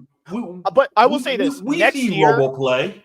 We see this nigga play. Next year, dude, I got a lot of views on my tweet when I told Law I was going to watch the league more. I'll be honest here. I know I said we were going to do it this year. I did dip in for a few games here and there. I did. But next year, I will make a conscious effort to watch the LTA South a little bit more. Because the LCP, I did watch it. I'm going to be honest here. The CFO kind of runs that league. It's really not that interesting. I'm about to say that the LCP is so predictable. I was like, oh, okay. Oh, CFO. Yeah. Oh, guys, what? Mabel unretired, came back and made Worlds. Could you believe that? That's what happened. That nigga ain't never retired. He retired like, oh, okay. It was crazy. The matches to make Worlds for the LCP were best of threes. Yeah. He was like, oh, okay, I'm gonna go retire, nigga shit. That's what he did. Yep. Here we go. I was about to say, did I just watch it earlier? Oh, okay. They took it out and redid the audio. Wait a second. I watched this. Okay. Yeah. The LTA championship is this week. So, I can't wait to fucking start shitting on Brazilian teams. Baby, I love you. I want to put my tongue in your ass. Yeah. But your teams in your region stink. Y'all motherfuckers are booty. First of all, I watched the finals between Red Candid and Vivo Keystars. Because I have to watch the English broadcast. I don't understand Rapanese. Or your Brazilian teams getting on their knees. So, goddamn, I'm just flabbergasted. That game 3, was that just a big pile of ass.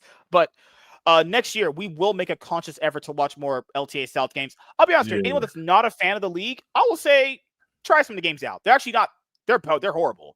But it's like the energy that broadcast has is so fun, honestly.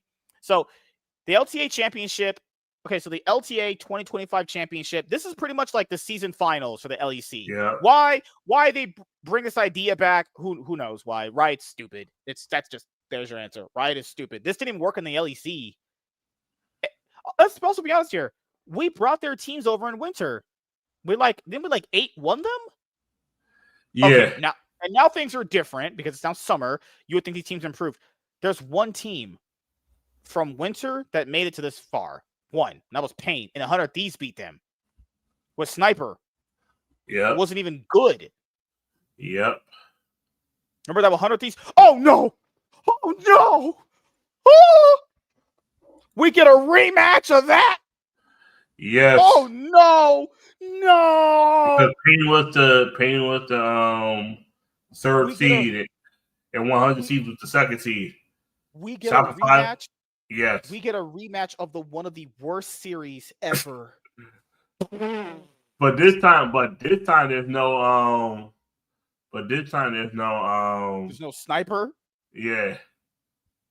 We get a rematch of one of the worst series that we watched this year. Yeah. This was terrible. The shit these players were doing was so criminal. I couldn't believe what my eyes were watching. So I'm just gonna say 100 Thieves wins. That's my answer. All right. These games are going to be played on Saturday, Sunday. Yeah, it's Saturday, Sunday. That's it. And then next week it's Saturday, Sunday. Then it's Saturday, then Sunday. So it's literally just it's 3 weeks. And then Worlds happens. Yeah.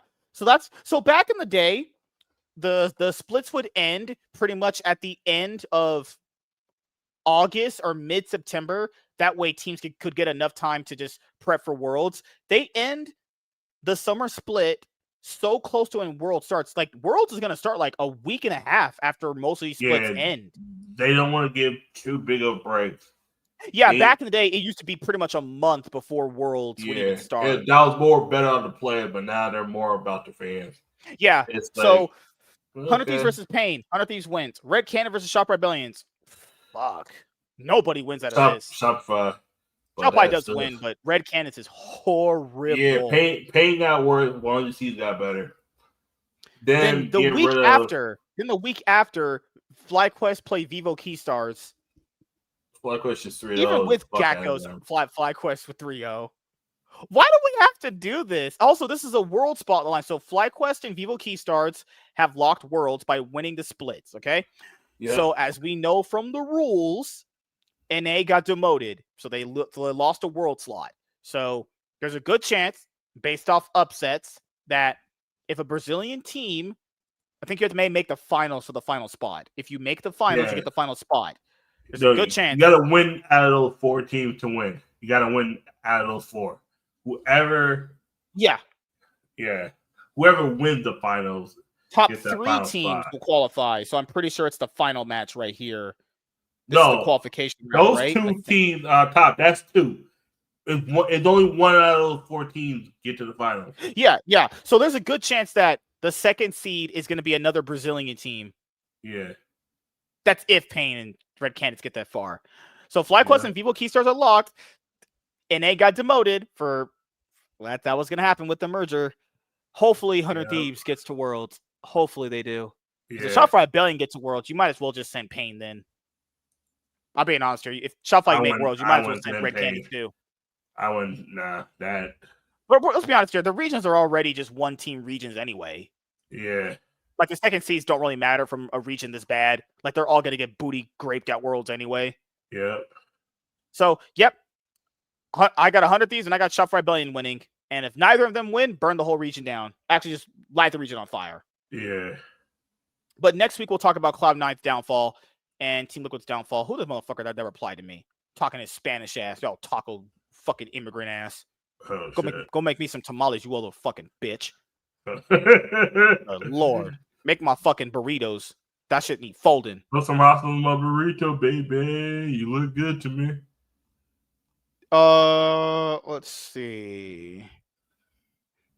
I I also put out this tweet under Jojo Pion's tweet. Jojo Pion, he didn't say anything about Bwipo, but he said this about Bwipo.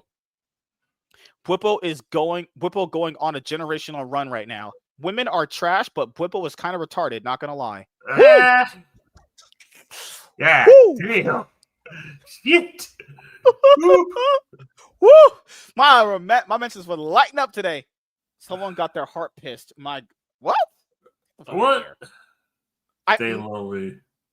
This man, 50% of that statement is true. Stay lonely? The fuck's that? Oh, you got me. You got me. Ew, he, him, pronoun weirdo. Shut up. Oh, God. But he got that head shaved. You're not much better than him if you think like this. But is this like the not no, but you are, but what am I? What the fuck? Another nega trying to act cool. You have a better call. Get the fuck out of here. Better call Saul. You got a no. Better that's the dude from. No, that's Better Call Saul. Yeah, I'm right. Yeah. Yeah. This guy thought it was funny that I shared my league stream in a Rumble group. That's wait. People always do that. They're like, "Hey, this is your YouTube channel. Thank you for sharing my channel to people." What the? Yeah, it's like, oh, look, that guy has a channel. It sucks. Oh, it's this guy that's good at league. Let me follow. Oh, thank you for sharing. It backfires because this guy actually plays league, unlike some people who just talk shit.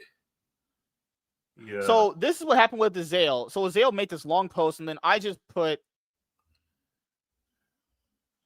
Double If talking about anyone emotional is the funniest shit ever. Yeah. Double If talking about women being emotional is the ironies of irony. If you know about that guy. Oh God. Azale didn't reply to me. He knew I was right, but it's okay. Women think with emotion first before logic, though not every woman, but a very good majority do. Damn, I'm just doing a generational speed run myself. Yep. This guy said source in your mom's ass. You clearly don't know a lot of women. Yeah, I literally work around all women. How do people just even know this? You clearly don't know a lot of women. How do you know that? Also, the women that see me say these things agree with me. You'd be surprised how many of them actually agree with me. They'll never say it, though, but they agree with me. I know they do. They'll never say it in person. Hey, can you pull up violent crime statistics for me and tell me which sex is overrepresented? Unless you think all violent crime is a calculated logical action. I don't even know what statement you're trying to make. Those are two different things. You're clearly being logical about this. Yeah. A lot of women are emotional. Very few aren't. Yes. That's the kind of dumb fucking take that gets reinforced by opinions like Bwipo's. You are a rap artist. Your opinion doesn't matter. You're Spanish. Go back to your fucking... Trump was right about you people. Y'all need to be deported. This is funny because I've seen Bwipo cry on stream more than I've cried in the last 30 years. I never said Bwipo wasn't emotional. I never said that. He wasn't. Would like to see a source? It comes out of your mom's ass. There you go. That's your source. What else? Context, please. Yeah, ask for that. Oh my god. Mentions would lighten up. This person with pronouns in their bio. He, they, black. I called out bigotry.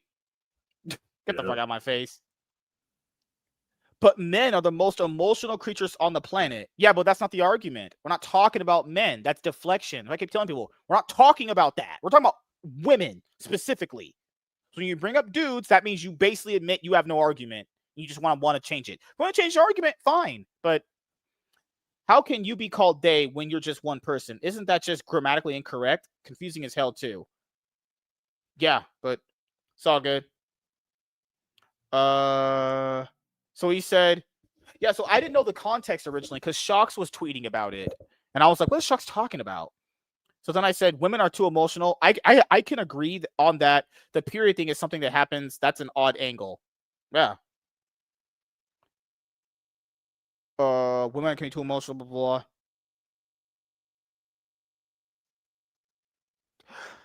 blah. Oh, Lord. I don't know if people understand this. Whatever, it's fine. It's fine. Statistical facts. These guys wouldn't even believe if I even brought any up. It doesn't matter. All right, so, yeah, my mentions were going crazy. I think Bwipo is retarded. But I'm being honest, you guys, to wrap this up, I don't really think he said anything that bad. I think people are just overreacting. Like, people act like he's literally sucked his girlfriend in the face, like a linebacker. Like, no. He just basically said women should probably step away from playing League when they're on their special time of the month. I don't even think he worded it that bad, honestly. I generally don't think he did anything that bad. You know? Like, that's why FlyQuest a slap on the wrist makes perfect sense. Because he didn't assault anybody. There's no crime here. Good Lord, sorry about that. Someone's lighting fireworks. What the fuck? Or someone getting shot. I'm about to say, I don't see that fireworks. Is it in rapid succession or they're like one at a time? No. It's one at a time. It's fireworks. Okay, it could be fireworks, or it could be someone just shooting real slowly. So this lady had to take on it too. I'll get hate, but as a woman, I'll offer the other view. Bwipo is 26. That's both old and young. No, it's just young. You can't be both old. Whatever, it's fine. Not gonna. You technically can't be old or young, depending on what the context is. For a pro league player, he's probably still young when it comes to a lot of that sort of conversation. He spoke about. Yeah, go ahead. Yeah. He spoke from his experience. The female he lived with presented him with a situation that he took with him as worldly knowledge. It's neither right nor wrong. Yeah. I'm not defending like the way that he said it, because I think he could have said it better. Keep in mind, this was a throwaway thing he said on a stream. It's a throwaway thing. It wasn't even meant to be something logical thinking. He lives with a woman that gave him that scenario. So, of course, from his anecdotal life experience with that one woman, that's what he would think. But most of us think that too. Is it really anecdotal when we think the same thing? Is that really anecdotal? Like, you know? In most sports, due to intensive energy consumption, women traditionally will have exercise-induced amenorrhea. What in the world is that? Amenorrhea? And will miss their periods. I believe lots also elect to take meds in order to delay or skip them. It can be due to a multitude of reasons, but the baseline is you really don't feel your best. Not to say that you can't function. Obviously, we all do every month because, well, that's life. But it does suck, and it can be avoided. As far as Bwipo in particular, speaking on this, I think the thoughts in his head don't always translate forgivingly out loud. The way I saw it, older female here, for those with pitchforks, he was saying from what he experienced, that was why he thought it didn't work so well. And if you take his perspective on how men have behaved in esports, solo queue, or streaming, see phrasing that will piss people off saying that, don't be offended, then you can see why he's saying add pain and stress and irritation into the mix, and he feels that they would have performed the same, but that things cannot be scheduled around that. Yeah, This is scientifically provable that periods can cause a lot of things, irritation, moodiness, and all that stuff. Now, add that into a competitive environment like League. Just saying, it can have an effect. Will it? Who knows? But these are just things that you need to keep in mind if it's not a definitive statement. If someone, male or female, had debilitating migraines and was a pro player, the stage with the computer and lights and noise would be a horrible environment. I recall hopefully correct perks needing to get permission for something for what is at due to having LASIK surgery on his eyes. Yeah, perks needed to have surgery on his eyes because they were giving him constant migraines being in the studio with the lights as bright as they are. Point is, that was a huge holder for something small. If all 5 players had the same situation, it would be possible but difficult. TLDR, yes, he worded things terribly, but he seems rather innocent when it comes to most of this stuff and spoke from only his own experience. It was stated rudely, but not intended to be malicious or sexist. His chat asked a question, and he even cheered him on. If you watch the entire clip, that has not been shown, and he probably should have just elected not to answer. I'll be honest here, she gave a pretty reasonable layout of it. Yeah. But the thing here is like, people just automatically assume it was malicious and sexist based off of his anecdotal life experience. And they want to claim that he was emotional. This is why people, that they excuse actions, they condemn the actions of one person, but then they excuse their own. What's more emotional? Someone talking about their life experience with a woman, or you coming to the defense of women? A woman that you don't even know, you know? Yeah, so, all right. Anything you want to say before we head out? I know you said you're going to be working on some new videos before we, Yeah. In the show earlier, you had commented on you're going to have some videos that you're going to be coming out with very soon. Yeah, I got my deck profile for my first place League Cup. I'm going to start doing, what I'm going to do is, instead of doing one for each individual one, I'll probably going to take about 2 weeks of stuff, because I record all, not record like video, but record all my matches. That's what I'm going to do is I'm going to break down each round, what match I played. Like I got one for last cup, how that cup where I went 0-3 draw. I was just like, fuck this. All right, let's go back, practice, pick a new deck. How that led to me winning this past weekend's cup. That's why I was like, okay, so let me play that. Let me like break down every matchup, because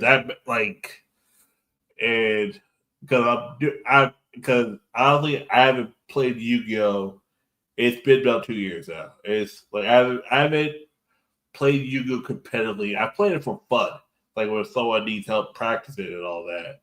But I haven't been to locals in a year. I haven't played competitive competitive Yu-Gi-Oh 2 years.